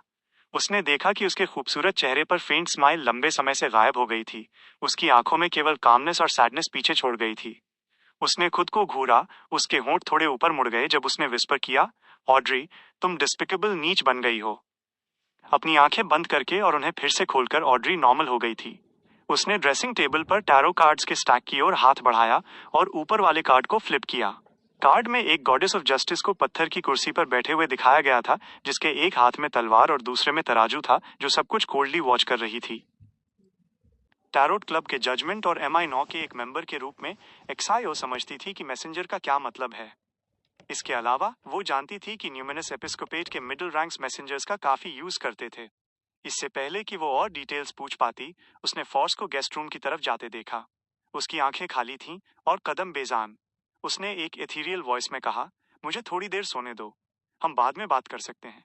वो अगली सुबह तक सोती रही और मीट की खुशबू से उसकी नींद खुली। मीट पाए? फॉर्स ने अपनी आंखें मलिन और कमरे से बाहर आई। उसने देखा कि टेबल पहले से ही खाने से भरी हुई थी। हाँ, सायो बाथरूम से बाहर आई, सड़क के कोने वाली दुकान से। यह बुरा नहीं है, फॉर्स ने एंथुजियास्टिकली स्वीकार किया और डाइनिंग टेबल के पास बैठ गई। उसने जल्दी से मीट पाई उठाया और अपने मुंह में ठूंस लिया। एक पाई खत्म करने के बाद उसने एक घूंट स्वीट आइस टी पिया और सेटिस्फैक्शन में आह भरी। यही जिंदगी है। ओह नहीं, मैं अपने दांत ब्रश करना भूल गई। अपना मुंह धोने के बाद उसने फाइनली सोचने की एबिलिटी वापस पा ली। उसने शियो को पजलमेंट में देखा और कहा, क्या MI9 को इस बारे में कोई शक नहीं हुआ कि तुम चुपके से जज कैसे बन गई? उन्हें लगा कि ये वो रिम्यूनरेशन था जो मुझे उस समय मिला था। एक्सायो ने उसे बताया जो उसने सीखा था। फॉर्स ने अपने बाल संवारे और मुस्कान के साथ कहा, ये सच है, उन्हें चर्च ऑफ एवनाइट से पूछने दो। उसने अपना मुंह कवर किया और जम्हाई ली। मैं उस मैसेंजर को समन करने जा रही हूँ। रिकॉर्डिंग के इस पीरियड के बाद जिस तरह से वो क्लाइंट को एड्रेस करती थी, वो गेरमन स्पैरो और मिस्टर वर्ल्ड से बदलकर वो इंसान हो गया था। एक तरफ ये रिस्पेक्ट का एक फॉर्म था और दूसरी तरफ वो डरती थी कि कोई उनकी बातें सुन लेगा। अपनी दोस्त की बातें सुनकर एक्सियो ने चारों ओर देखा और कंफ्यूजन में पूछा, क्या तुम रिचुअल सेटअप नहीं करने वाली? उसे याद था कि मैसेंजर को समन करने के लिए रिचुअल की जरूरत होती है। वो सिर्फ तरीकों में से एक है। उस इंसान ने मुझे दूसरा मेथड यूज करने के लिए कहा। फॉर्स ने अपने कपड़ों पर नजर डाली और महसूस किया कि उसके कपड़े झुर्रियों से भरे थे, क्योंकि उसे कल रात कपड़े बदलने का टाइम नहीं मिला था। ये महसूस करते हुए कि वो बाद में मैसेंजर से मिलने वाली है, उसने अपनी इमेज पर ध्यान देने का फैसला किया। वो जल्दी से सेकंड फ्लोर पर बेडरूम में लौटी और फ्रिली डिजाइन्स वाली बेज ड्रेस पहन ली। खुद को तैयार करने के बाद उसने एक्सियो के सामने अपना राइट हैंड उठाया और हवा में ऐसे ग्रैब किया जैसे वो हवा से कुछ खींचना चाहती हो। उसकी आंखों में एक इल्यूजरी बुक ने आकार लिया। वो तेजी से पलटी और एक पेज पर रुक गई। अगले ही सेकंड में उसका हाथ वॉइड में डूब गया और एक फिगर वॉइड से बाहर निकला। ये गेयरमैन स्पैरो था जिसने हाफ टॉप हैट और ब्लैक कोट पहना हुआ था। उसका एक्सप्रेशन ठंडा था और हवा अनयील्डिंग, लेकिन उसकी आंखें थोड़ी डल लग रही थीं। मैं सक्सीड हो गई? ये मेरा सिर्फ दूसरा अटेम्प्ट है। मैंने कल केवल एक बार ट्राई किया था और फेल हो गई थी। फॉर्स की आंखें फैल गईं, जैसे कि वे ज्यादा साफ देखने के लिए और रोशनी लेना चाहती हों। वो जानती थी कि ये हिस्टोरिकल वॉइड प्रोजेक्शन था जिसे उसने समन किया था, इसलिए वो बहुत ज्यादा नर्वस नहीं थी। इसके बजाय उसने अपनी सांस रोकी और गेहरमन स्पैरो की प्रोजेक्शन को वेरली देखा। वो बता नहीं सकती थी कि वो असली है या नकली। उसे अभी भी इस क्रेजी एडवेंचरर के कॉम्बैट अचीवमेंट्स याद थे। फॉस ने सच में गेहरमन स्पैरो को समन किया है? क्या ये उसका मैसेंजर नहीं होना चाहिए था? क्या गेहरमन स्पैरो अभी भी किसी को समन कर पाएगा? एक्सियो के दिमाग में सवाल उठने लगे। जैसे ही फॉर्स अनश्योर थी कि आगे क्या करना है, गेयरमन स्पैरो की आंखें थोड़ी इधर उधर घूमी क्योंकि उसकी गेज तुरंत फोकस्ड हो गई। अब उसका लुक रिजिड और वेकेंट नहीं था, जैसे कि वो जिंदा हो। इसके बाद उसने एक शानदार सिल्वरी हार्मोनिका बाहर निकाला और उसे बजाया। उससे कोई आवाज नहीं आई, लेकिन आसपास का माहौल तुरंत ठंडा हो गया जैसे कि कोई चुभने वाली हवा चली हो। फिर एक डार्क और कॉम्प्लिकेटेड लॉन्ग ड्रेस पहने हुए एक महिला जिसके हाथ में सुनहरे बालों वाले 4 सिर और लाल आंखें थीं, वॉइड से बाहर चली आई। उसकी 8 आंखें गेहरमन स्पैरो को देख रही थीं। गेहरमन स्पैरो ने हल्का सा सिर हिलाया और फॉर्स की ओर इशारा किया। इस लेडी को स्पिरिट वर्ल्ड की गहराई में अपने स्पेशल कोऑर्डिनेट सेटअप करने की जरूरत है। प्लीज इसकी मदद करो। ठीक है, रेनेट टिनकर के सिरों में से एक ने कहा, जैसे ही वो ऊपर नीचे हिला। गेहरमन स्पैरो आगे कुछ नहीं बोला। जैसे ही वो खिड़की के पास पहुंचा, उसने अपने बाएं हाथ के दस्ताने को ट्रांसपेरेंट बना दिया। उसका फिगर जल्दी ही गायब हो गया क्योंकि वो घर से बाहर टेलीपोर्ट हो गया। वह चला गया। वो बस ऐसे ही चला गया। मैंने जिस हिस्टोरिकल वॉइड प्रोजेक्शन को समन किया था, वो बस ऐसे ही चला गया। फॉर्स थोड़े खुले मुंह के साथ घूर रही थी, जैसे कि वो कोई कॉमिकल प्ले देख रही हो। उसकी अंडरस्टैंडिंग के हिसाब से जिस चीज को उसने समन किया था वो उसके कंट्रोल में होनी चाहिए थी। कुछ इंस्ट्रक्शंस देने के बाद वो कैसे जा सकता है? क्या ऐसा हो सकता है कि हिस्टोरिकल वॉइड प्रोजेक्शन की पर्सनालिटी एक्चुअल पर्सन जैसी ही है? नहीं, ऐसा लग रहा था जैसे गेयरमन स्पैरो खुद डिसेंड हुआ हो। फॉर्स ने शियो को देखा और महसूस किया कि वो भी उतनी ही कंफ्यूज्ड थी। उस पल फॉर्स अचानक कांप उठी, जैसे कि कोई बेहद टेरिफाइंग क्रीचर उसे घूर रहा हो। उसने सबकॉन्शियसली अपना सिर घुमाया और महसूस किया कि गेहरमन स्पैरो की मैसेंजर उसे 8 लाल आंखों से देख रही थी, उसे केयरफुली ऑब्जर्व कर रही थी। गेहरमन स्पैरो जितना टेरिफाइंग। फॉर्स ने जबरदस्ती स्माइल की और कहा, आपको ट्रबल देने के लिए माफी चाहती हूँ। इस पल रिनेट टाइनकर के 4 सुनहरे लाल आंखों वाले सिर एक के बाद एक बोले, जरूरत पे करने की 800 गोल्ड कॉइन्स। वहां अभी भी फी लगती है? फॉर्स का मुंह एक बार फिर खुला रह गया। जवाब देने के लिए शब्द नहीं मिले। कुछ सेकंड्स बाद उसके थॉट्स अचानक एक्टिव हो गए क्योंकि उसने अपनी सेविंग्स कैलकुलेट करना शुरू कर दिया। सायो को 2400 पाउंड्स उधार देने के बाद मेरे पास अभी भी 780 पाउंड्स बचे हैं। हाल ही में मेरे एक्सपेंसेस काफी हाई रहे हैं, लेकिन मेरे पिछले नॉवेल्स की रॉयल्टीज अभी भी क्रेडिट हो रही हैं। मेरी दूसरी इनकम और एक्सियो द्वारा लौटाए गए 300 पाउंड्स को मिलाकर मेरे पास टोटल 1258 पाउंड्स हैं। ये काफी है। फॉर्स तुरंत सहमत हो गई, लेकिन उसने तुरंत एक प्रॉब्लम डिस्कवर की। गोल्ड कॉइन्स सारे के सारे? रेनेट टानेकर के 4 सिर थोड़े हिले। हाँ, तुम्हें कर्ज सकती हो? जैसा कि एक्सपेक्टेड था, उन सभी को गोल्ड कॉइन्स होने की जरूरत है। मुझे याद है कि मिस्टर वर्ल्ड काफी समय से गोल्ड कॉइन्स इकट्ठा करने और गोल्ड कॉइन्स के लिए एक्सचेंज करने की कोशिश कर रहे थे। क्या ये इस मैसेंजर को पे करने के लिए था? उनके और उनके मैसेंजर के बीच का रिलेशनशिप सच में कॉम्प्लिकेटेड है। ओह, मिस्टर वर्ल्ड के पास अभी भी काफी गोल्ड कॉइन्स होने चाहिए। मैं बाद में उनसे 800 गोल्ड कॉइन्स एक्सचेंज करने की कोशिश करूंगी। फॉर्स ने चुपके से राहत की सांस ली और कहा, ठीक है। सहमत होने के बाद फॉर्स ने देखा कि बिना सिर वाली मैसेंजर ने अपने हाथ में एक सिर उठाया और उसके कंधे के पास उसके कपड़ों को काट लिया। आसपास के कलर सैचुरेटेड और ब्राइटर हो गए, लाल और लाल हो गए, काले और काले हो गए और सफेद हो गए। इस तरह फॉर्स को रिनेट टिनकर द्वारा समान सीन्स के माध्यम से ले जाया गया कि उसके पास अपनी बेरिंग सही करने का कोई रास्ता नहीं था। उसे उस स्पॉट पर पहुंचने में ज्यादा देर नहीं लगी जहां एक हल्की फॉग थी। फॉग की गहराइयों में एक के बाद एक आंख देखने लग रही थी, लेकिन वे जल्दी से पीछे हट गईं। Dot dot dot. जब फोर्स ने बैकलैंड में हिस्टोरिकल वॉइड से गियरमन स्पैरो की प्रोजेक्शन को समन किया, तो उसने तुरंत हिस्ट्री की फॉग में एंटर किया और फर्स्ट ईपॉक से पहले के पीरियड तक पूरा रास्ता तय किया। उसकी कॉन्शियसनेस प्रोजेक्शन के भीतर अलाइव हो गई, जिससे फोर्स का स्पिरिचुअलिटी एक्सपेंडिचर कम हो गया। इस तरह क्लाइन इनडायरेक्टली बैकलैंड लौट आया था। यही कारण था कि उसने मिस मैजिशियन को मैसेंजर समन करने के लिए इतना कॉम्प्लिकेटेड मेथड यूज करने के लिए कहा था। जहां तक एडवेंचरर के हार्मोनिका द्वारा समन किए गए मैसेंजर की बात है, वो एक इंडिपेंडेंट एग्जिस्टेंस थी। उसने फोर्स की स्पिरिचुअलिटी पर बर्डन नहीं डाला। भले ही हिस्टोरिकल वॉइड प्रोजेक्शन गायब हो जाए, रिनेट टिंकर अभी भी रियल वर्ल्ड में रह सकती थी अगर वो चाहे। टेलीपोर्टेशन के बाद क्लाइन का फिगर सेंट सैमुअल कैथीड्रल के पास एक सुनसान गली में दिखाई दिया। फिर उसने अपनी अपीयरेंस और फिगर बदलने के लिए अपनी फेसलेस पावर्स का यूज किया। इस प्रोसेस के दौरान हालांकि गली में अभी भी कुछ पेडेस्ट्रियंस थे, वे एक इल्यूजन से अफेक्टेड थे। उन्होंने अपने पास अचानक एक साथी के प्रकट होने को नोटिस नहीं किया। इसके ठीक बाद क्लाइन ने अपने कपड़े सीधे किए, अपनी हैट नीचे दबाई और जल्दी से सेंट सैमुअल कैथीड्रल की ओर चल दिया। उसे मेन प्रेयर हॉल के किनारे एक सीट मिली और वो बैठ गया। अपनी हैट उतारने और हॉनरिफिक नेम चांट करने के बाद उसने सिंसियरली अपने सीने पर एक क्रिम्सन मून बनाया। फिर उसने अपने हाथ जोड़े, अपनी आंखें बंद की और एवनाइट गॉडेस से धीरे से प्रार्थना की। मैं करंटली डार्क डेमोनिक वुल्फ की एग्जैक्ट कंडीशन को समझने के लिए उसके पास्ट के ट्रेसेस सर्च कर रहा हूँ। इस पॉइंट पर उसे याद आया कि dark demonic wolf Evernight goddess का एक फॉर्मर कॉलीग हो सकता है। वे लाइकली एक दूसरे के बारे में बहुत कुछ जानते थे, क्योंकि उसने जल्दी से जोड़ा, मुझे आश्चर्य है कि क्या आप मुझे कुछ हिंट्स दे सकती हैं? उसने रिस्पॉन्स का इंतजार नहीं किया। इसके बजाय उसने काम एटीट्यूड बनाए रखा और जारी रखा, यह मामला पूरा होने के बाद मेरा प्लान है कि मैं पूर्व ईस्ट की ओर जाऊं और देखूं कि क्या मैं वेस्टर्न कॉन्टिनेंट तक पहुंच सकता हूं और देख सकता हूं कि वो जगह किस स्टेट में है। मैं इस अपॉर्चुनिटी का यूज अमोन के परस्यूट से बचने और अन्य पॉसिबिलिटीज खोजने के लिए करूंगा। प्रार्थना करने के बाद उसने क्लॉकवाइज फैशन में अपने सीने को 4 बार टैप किया और विस्पर किया, प्रेज द लेडी। जैसे ही उसने बोलना खत्म किया, अनगिनत तारों वाला एक डार्क नाइट स्काई अचानक उसके सामने प्रकट हुआ। उसके दिमाग में अनजाने में एक मैसेज प्रकट हुआ। ये ब्लैक डिमोनिक वुल्फ कोटार के बारे में इंफॉर्मेशन थी। क्लाइन एक पल के लिए स्टन रह गया। जब उसके सामने स्टारी स्काई पूरी तरह से गायब हो गया, तभी वो अपने होश में वापस आया। उसने एक बार फिर सिंसियरली गॉडेस की प्रशंसा की।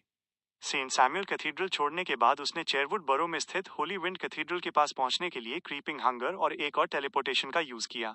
वो लॉर्ड ऑफ स्टॉर्म्स से प्रार्थना करना चाहता था। उसने ऊंचे स्टीपल को देखा और कुछ क्षणिक हेजिटेशन महसूस की।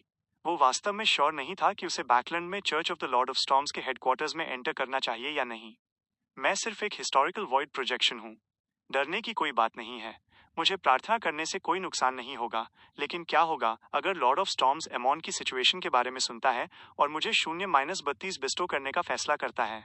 उस तरह मुझे डार्क डेमोनिक वुल्फ का शिकार करने का रिस्क नहीं उठाना पड़ेगा। एक इंसान को हमेशा होपफुल रहना चाहिए। कुछ सोच विचार के बाद उसने आखिरकार अपना मन बना लिया। उसने सावधानी से अपना हाथ उठाया और हिस्टोरिकल वॉइड से एनोनी को समन किया, वो जिसे अभी तक एमॉन द्वारा पैरासिटाइज नहीं किया गया था, ताकि वो अपनी खुद की फॉर्म में होली विंड कैथीड्रल में चल सके। 1 या 2 मिनट बाद बैकलैंड के ऊपर अचानक एक डार्क क्लाउड दिखाई दिया। होली विंड कैथीड्रल में सिल्वर लाइटनिंग की एक चमक दिखाई दी, लेकिन किसी ने इसे नोटिस नहीं किया। Chapter 1189 winter gifts day. जैसे ही स्काई में डार्क क्लाउड्स डिस्पर्स हुए, होली विंड कैथीड्रल में सब कुछ नॉर्मल हो गया। पास के एक कॉर्नर में क्लाइन ने अपना हाथ उठाया और अपना माथा रगड़ा। उसके मुंह के कोने फड़फड़ाए जब वो बड़बड़ाया, अगर तुम मुझे ये नहीं देना चाहते तो ठीक है, पर तुमने मेरे मैरियोनेट को क्यों मार दिया? फिर उसने एक गहरी सांस ली, इससे पहले कि उसका फिगर तेजी से फेड होकर गायब हो गया। हिस्टोरिकल वॉइड प्रोजेक्शन मेंटेन करने की टाइम लिमिट ऑलमोस्ट खत्म होने वाली थी।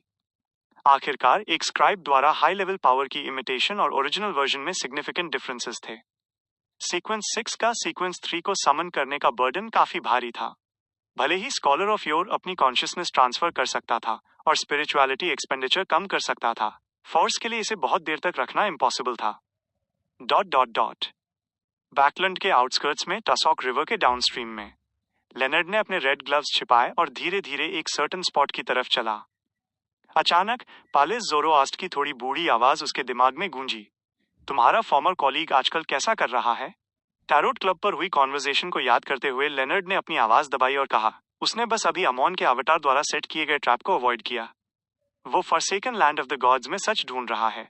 ये सुनने के बाद जो उसने कहा, पालेस ज़ोरोआस्ट ने एक और शब्द नहीं कहा और लेनर्ड को आगे बढ़ने दिया। Dot dot dot. Special coordinate setup करने के बाद फॉर्स को गहमन स्पैरो के मैसेंजर द्वारा रियल वर्ल्ड में वापस फेंक दिया गया। मैं एग्जॉस्टेड फील कर रही हूं, लेकिन मैं अभी थोड़ी देर पहले ही सोकर उठी थी।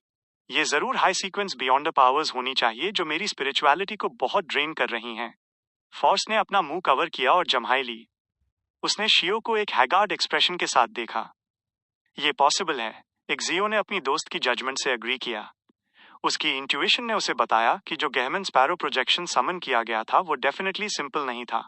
वो शायद सेंट के इक्विवेलेंट भी हो सकता था। थोड़ी हेजिटेशन के बाद एक्सियो ने कहा, थोड़ी देर और सो जाओ। ऐसी स्टेट में एडवांस करने की अटेम्प्ट मत करना। मेरे पिछले ट्रायल्स में से एक में मर्डरर मेंटली साइकोटिक था। वो डिलिबरेटली अपने दोस्तों, अपने स्टूडेंट्स और उन ट्रैम्प्स को जिन्हें उसने अंदर लिया था, हर तरह की नेगेटिव स्टेट्स में पोशंस कंज्यूम करवाता था, उन्हें कंट्रोल लूज करते हुए देखता था और हर तरह के मॉन्स्टर्स में म्यूटेट होते हुए देखता था, डिस्गस्टिंग और टेरिफाइंग वाले। इस फेलो का गोल क्या था? फॉर्स एक सेकेंड के लिए स्टन्ड रह गई। 2 गोल्स। एक ये ऑब्जर्व करना था कि क्या सेम पोशन डिफरेंट लोगों पर same loss of control cause करता है। दूसरा ऑयल पेंटिंग्स यूज करके कॉरेस्पॉन्डिंग सीन्स रिकॉर्ड करना था। वो मानता था कि मैडनेस, पेन और डिस्टॉर्शन में एक अनपैरेलल्ड ब्यूटी थी, एक ऐसी जो उसकी ग्रेटेस्ट क्रिएटिव पैशन को स्टिमुलेट कर सकती है। सेयो ने तब के ट्रायल को याद किया। उसे नफरत और लिंगरिंग फियर का सेंस फील हुआ। वो एक कंप्लीट लूनाटिक था। उस फेलो को एग्जीक्यूट कर दिया जाना चाहिए। फॉर्स इमेजिन करते हुए कांपने से खुद को नहीं रोक पाई। उसने अपने दांत दिखाए और कहा, क्या वो एक कल्टिस्ट था? शायद, लेकिन कोई क्लूज नहीं थे। सरफेस पर वो एक आउटस्टैंडिंग आर्टिस्ट लगता था और वो इंटरनेशनली बहुत फेमस है।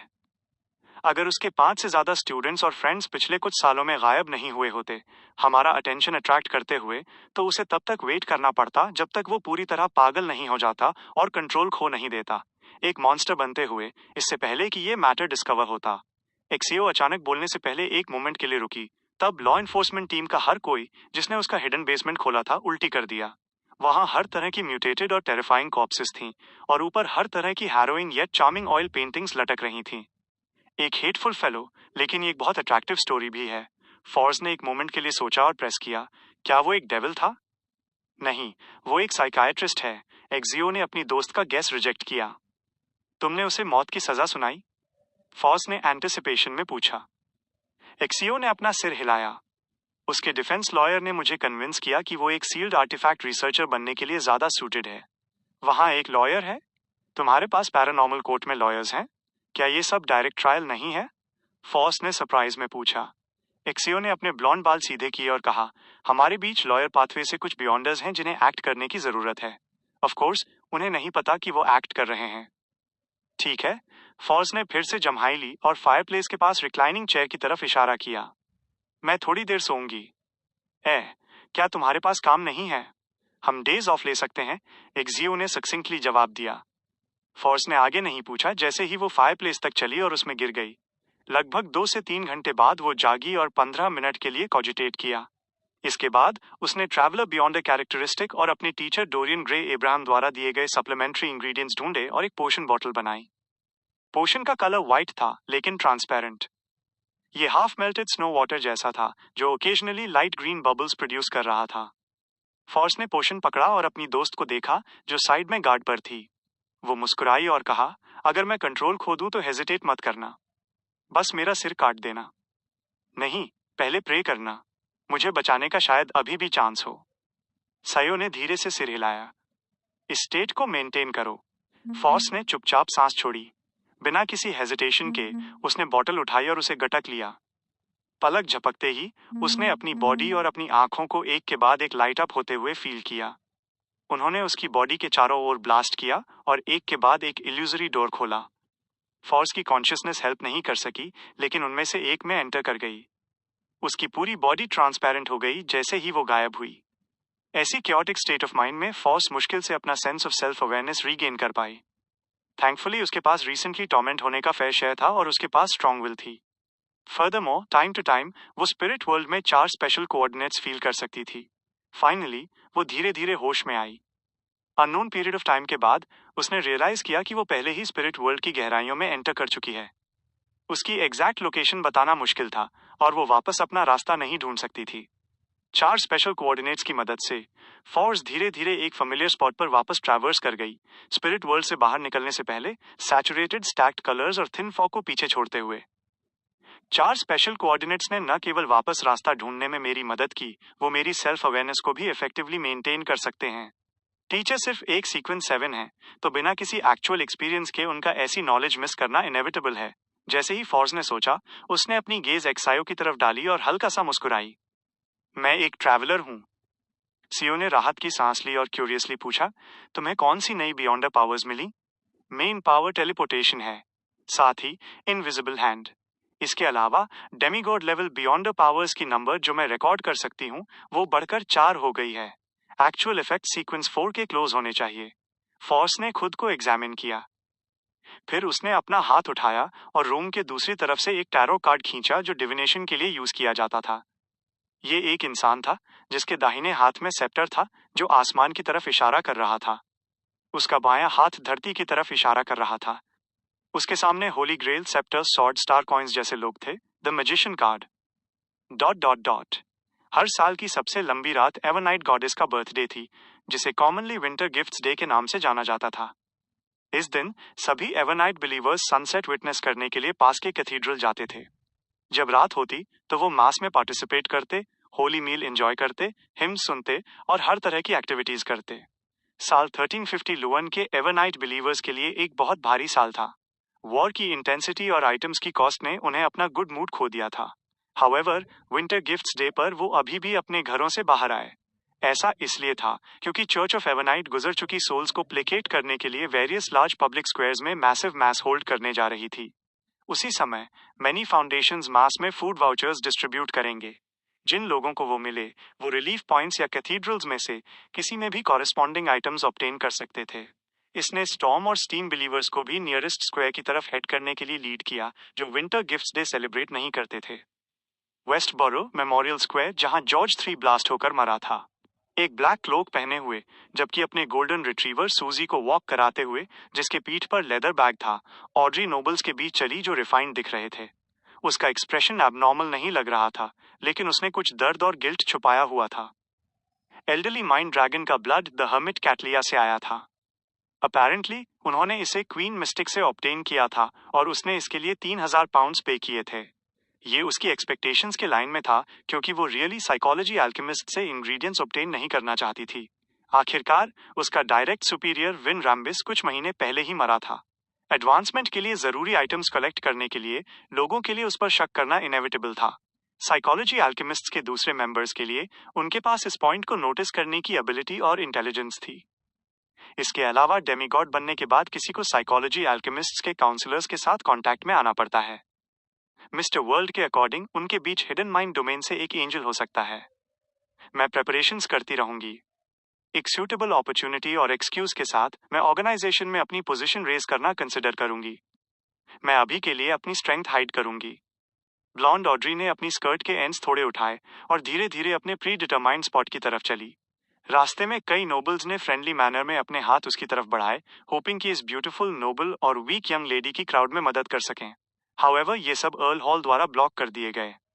उसने अपने सबसे बड़े बेटे हिबर्ट को अपनी सबसे छोटी बेटी का इंचार्ज बनाया, जबकि उसने अपनी वाइफ का हाथ पकड़ा और आगे चला।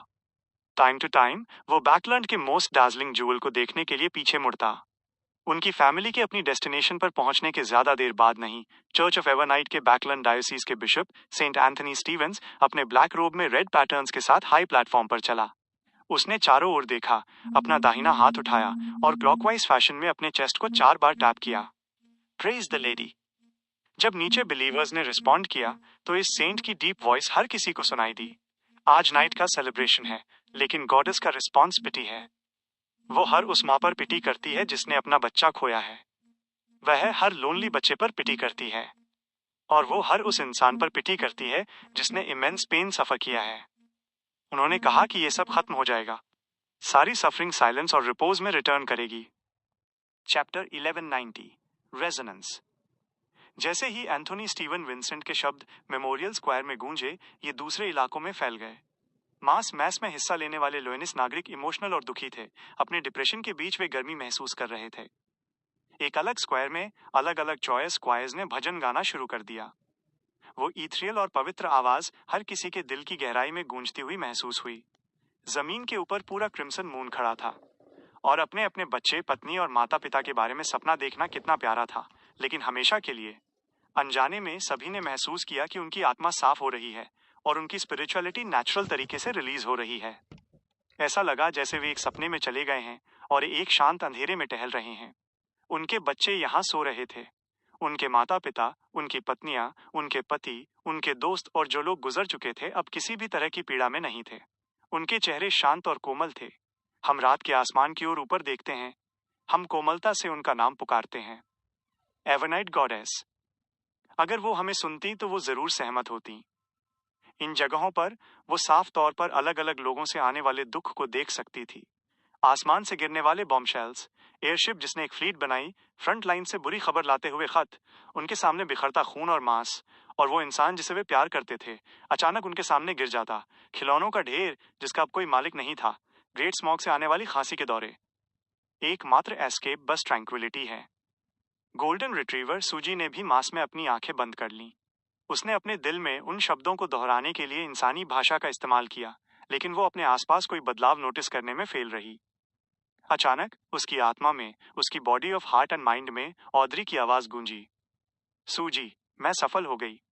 मुझे हमेशा चिंता रहती थी। चिंता थी कि सीक्वेंस बढ़ने पर पोषण के इफेक्ट्स की वजह से मैं और ज्यादा इंडिफरेंट हो जाऊंगी, कि मैं एक इंसान के बजाय एक मिथिकल क्रिएचर जैसी बन जाऊंगी।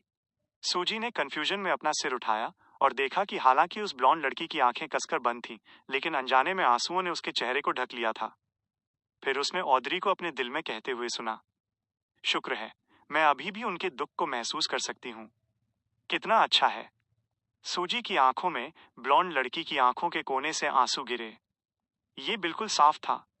जो लोग अपनी आंखें बंद करके चुपचाप सिसक रहे थे, उन्होंने सबकॉन्शियसली भजनों के कंटेंट को फॉलो किया और वैसे ही जेस्चर बनाए। फिर एक दूसरे के इमोशन से इफेक्ट होकर वे अपने दिलों में चिल्लाए, एकमात्र एस्केप बस ट्रैंक्विलिटी है। मेमोरियल स्क्वायर पर 10,000 से ज्यादा दिलों के गूंजने के साथ दुख अपने एपेक्स पर पहुंच गया। इस पल ऑद्री ने अपनी आंखें खोली और नीचे झुकी। उसने अपनी गोल्डन रिट्रीवर सूजी के पास मौजूद लेदर पाउच से पोशन की एक बोतल निकाली। पोशन में अनगिनत लाइट पॉइंट्स तैर रहे थे, बिल्कुल कलेक्टिव सबकॉन्शियस के समुद्र के मैनिफेस्टेशन की तरह। ऑद्री ने बिल्कुल भी हिचकिचाहट नहीं दिखाई। ऐसे हालात में उसने बोतल का ढक्कन हटाया और अंदर का लिक्विड गटक लिया। पहले की तरह नहीं, जहां वो पोषण को अपने गले से नीचे पेट में जाते हुए महसूस कर सकती थी। उसने तुरंत अबनॉर्मल महसूस किया। उसे लगा कि वो अब अपनी बॉडी को सेंस नहीं कर सकती। उसका पूरा अस्तित्व एक विचार यानी आइडिया में कंडेंस हो गया था, जैसे कि वो अपने चारों ओर मौजूद इल्यूसरी समुद्र में मिल गई हो। ये पहली बार था जब वो किसी सपने या माइंड आइलैंड से गुजरे बिना सीधे कलेक्टिव सबकॉन्शियस के समुद्र को देख रही थी, जैसे कि वो पैदा होने से पहले अपनी माँ की गोद में लौट आई हो। वो बिल्कुल शुरुआत में लौट आई जहां इंसानी पूर्वजों द्वारा छोड़े गए इम्प्रिंट्स ज्वार से धुल गए थे, क्योंकि वे बिखर गए थे और इन्फ्लुएंस हो गए थे। वहां डर, पागलपन और हर तरह का भयानक मेंटल करप्शन था। एक पल के लिए ऑद्री को इसका विरोध करना मुश्किल लगा। उसकी कॉन्शियसनेस धुंधली हो गई और उसकी बॉडी ऐसे कांपने लगी जैसे वो पिघलने की कगार पर हो। हालांकि पास का समुद्र शांत नहीं था। वहां एक निश्चित डिग्री तक लहरें थीं, जो तीव्र दुख और दर्द को चारों ओर फैला रही थीं। इस तरह के इन्फ्लुएंस के तहत सेल्फ अवेयर ऑद्री, जो कलेक्टिव सबकॉन्शियस के समुद्र में समाने ही वाली थी, वो भी रेजोनेट करने लगी, जिससे उसके अंदर दुख की बेकाबू भावनाएं पैदा होने लगीं। दुख एक थॉट से दूसरे थॉट तक फैल गया। जल्द ही ये उन थॉट्स के ब्लॉब में भर गया जिसमें ऑद्री म्यूटेट हो गई थी। इसने उसकी सॉइल बॉडी को छेद दिया और उसकी आत्मा को भी छेद दिया।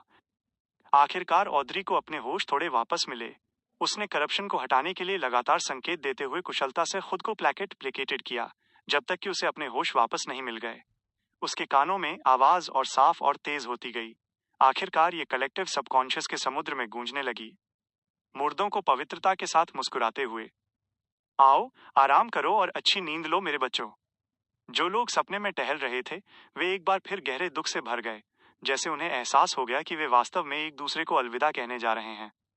उन्होंने अतीत की सभी खूबसूरत यादों को याद किया। उन्होंने अपने परिवार के डाइनिंग टेबल पर खाना खाने और मजाक करने के सीन को याद किया। उन्होंने उन लोगों को याद किया जो उन्हें प्यार से देखते थे और उन्हें चोट पहुंचते देखने का दर्द याद किया। जब उन्हें उनके गुजरने का पता चला तो ऐसा लगा जैसे वे अपनी आत्मा को अलग कर सकते हैं। उन्होंने काले बादलों और उस अलगाव को याद किया जो इस युद्ध ने लाया था। वे इस शांत राष्ट्र में शांति से सो रहे थे। अब उन्हें कोई चिंता नहीं थी। हालांकि जो लोग बच गए थे उन्हें दिनों और रातों को भुगतना पड़ा। वे कमजोर और मुरझा गए थे। एक के बाद एक आंसू नीचे बहे। मेमोरियल स्क्वायर पर मास में भाग लेने वाले लोग अब अपने इमोशंस को दबा नहीं सके, क्योंकि उन्होंने उस दर्द को चुपचाप रिलीज कर दिया जो उन्होंने जमा किया था। दुख की एक बड़ी लहर हवा में भर गई जो क्वायर के मंत्रों के साथ मिल गई, जैसे कि इसका कोई फिजिकल रूप हो। अपने हाथों को विनम्रता से क्रॉस करें, अपनी छाती पर मौन प्रार्थना करें और अपने दिल की गहराई से चिल्लाएं। एकमात्र एस्केप बस ट्रैंक्विलिटी है। एकमात्र एस्केप बस ट्रैंक्विलिटी है। एकमात्र एस्केप बस ट्रैंक्विलिटी है। एकमात्र एस्केप बस ट्रैंक्विलिटी है। ऑड्री ने प्रार्थना दोहराई और उसका फिगर तेजी से साफ हो गया। बस एक विचार के साथ उसने खुद को कई ट्रांसपेरेंट और इल्यूसरी बॉडीज में बांट लिया। उसने कलेक्टिव सबकॉन्शियस के समुद्र के जरिए ट्रैवल किया और उन माइंड आइलैंड्स तक पहुंची जो अलग अलग लोगों को रिप्रेजेंट करते थे और उन पर कदम रखा। इस पल सूरज की रोशनी की आखिरी किरण निगल ली गई। रात अपने साथ ट्रैंक्विलिटी लेकर आई। हर किसी ने अपनी आंखें खोली और शांत आवाज में कहा, एकमात्र एस्केप बस ट्रैंक्विलिटी है। Dot dot dot. बिना किसी रोक टोक के रोने के बाद ब्राइट और हंसमुख ऑड्री का मूड भारी हो गया। वो थोड़ी सेंसिटिव और थोड़ी उदास हो गई। जो भी उसे देखता उसे अपने दिल की गहराई से प्यार का एहसास होता। हर तरह की सुरक्षा के बीच वो एम्प्रेस बरो लौटी और अपने कमरे में वापस आ गई। तभी उसे खुद को गंभीरता से परखने और कलेक्टिव सबकॉन्शियस के समुद्र से प्राप्त ज्ञान और अनुभव को डाइजेस्ट करने का मौका मिला।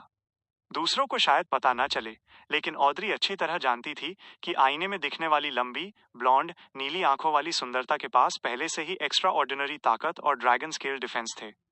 वो एक मुक्के से स्टील के ब्लॉक को तोड़ सकती थी। ओह, मैं अभी भी ड्रैगन ट्रांसफॉर्मेशन इस्तेमाल कर सकती हूँ। यह एक अधूरे मिथिकल क्रिएचर फॉर्म का उपयोग करने के बराबर है।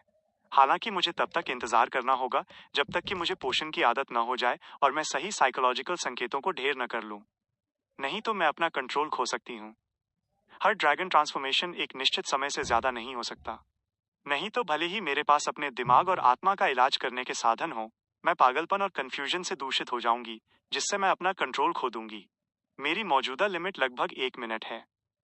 एक मैनिपुलेटर की कोर पावर मैनिपुलेशन है। मैं एक body of heart and mind को कलेक्टिव सबकॉन्शियस के समुद्र से गुजरने और किसी दूसरे व्यक्ति के माइंड आइलैंड में एंटर करने की अनुमति दे सकती हूँ।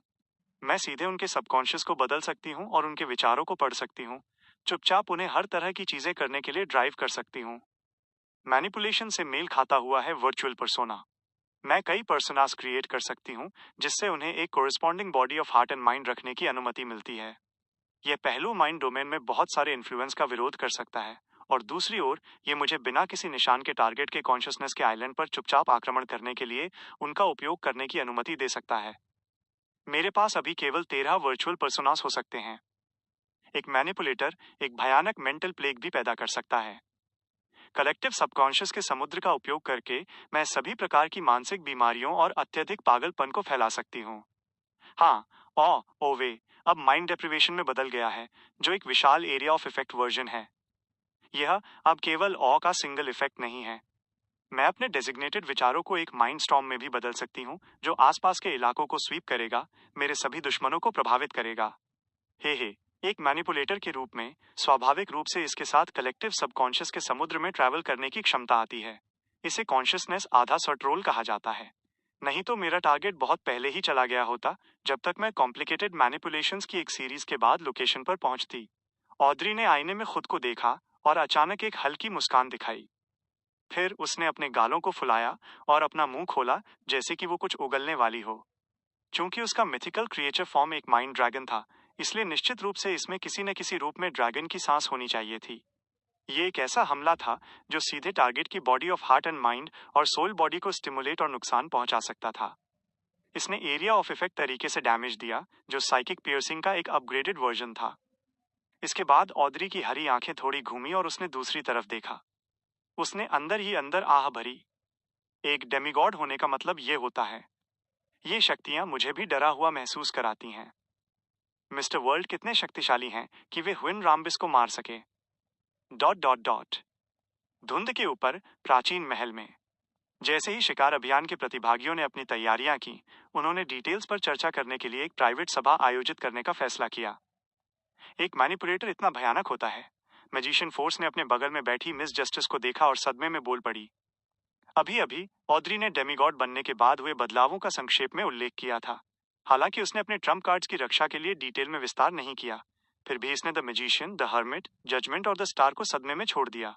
असल में ये इतना भयानक नहीं है, मिस्टर वर्ल्ड बहुत अच्छी तरह जानते हैं। ऑड्री ने अपनी नजर लंबी, चित्तीदार मेज के नीचे डाली। वर्ल्ड गेरमन स्पैरो ने सिर नहीं हिलाया, क्योंकि उसने रूखेपन से स्वीकार किया। ह्विन राम्बिस को मारने से पहले मेरे पास भी शक्तिशाली मददगार थे। वो रुका और बोला, शिकार अभियान पर चर्चा करने से पहले मैं जानना चाहूंगा कि अब्राहम परिवार को मेरी दोस्ती का एहसास कैसे कराया जाए।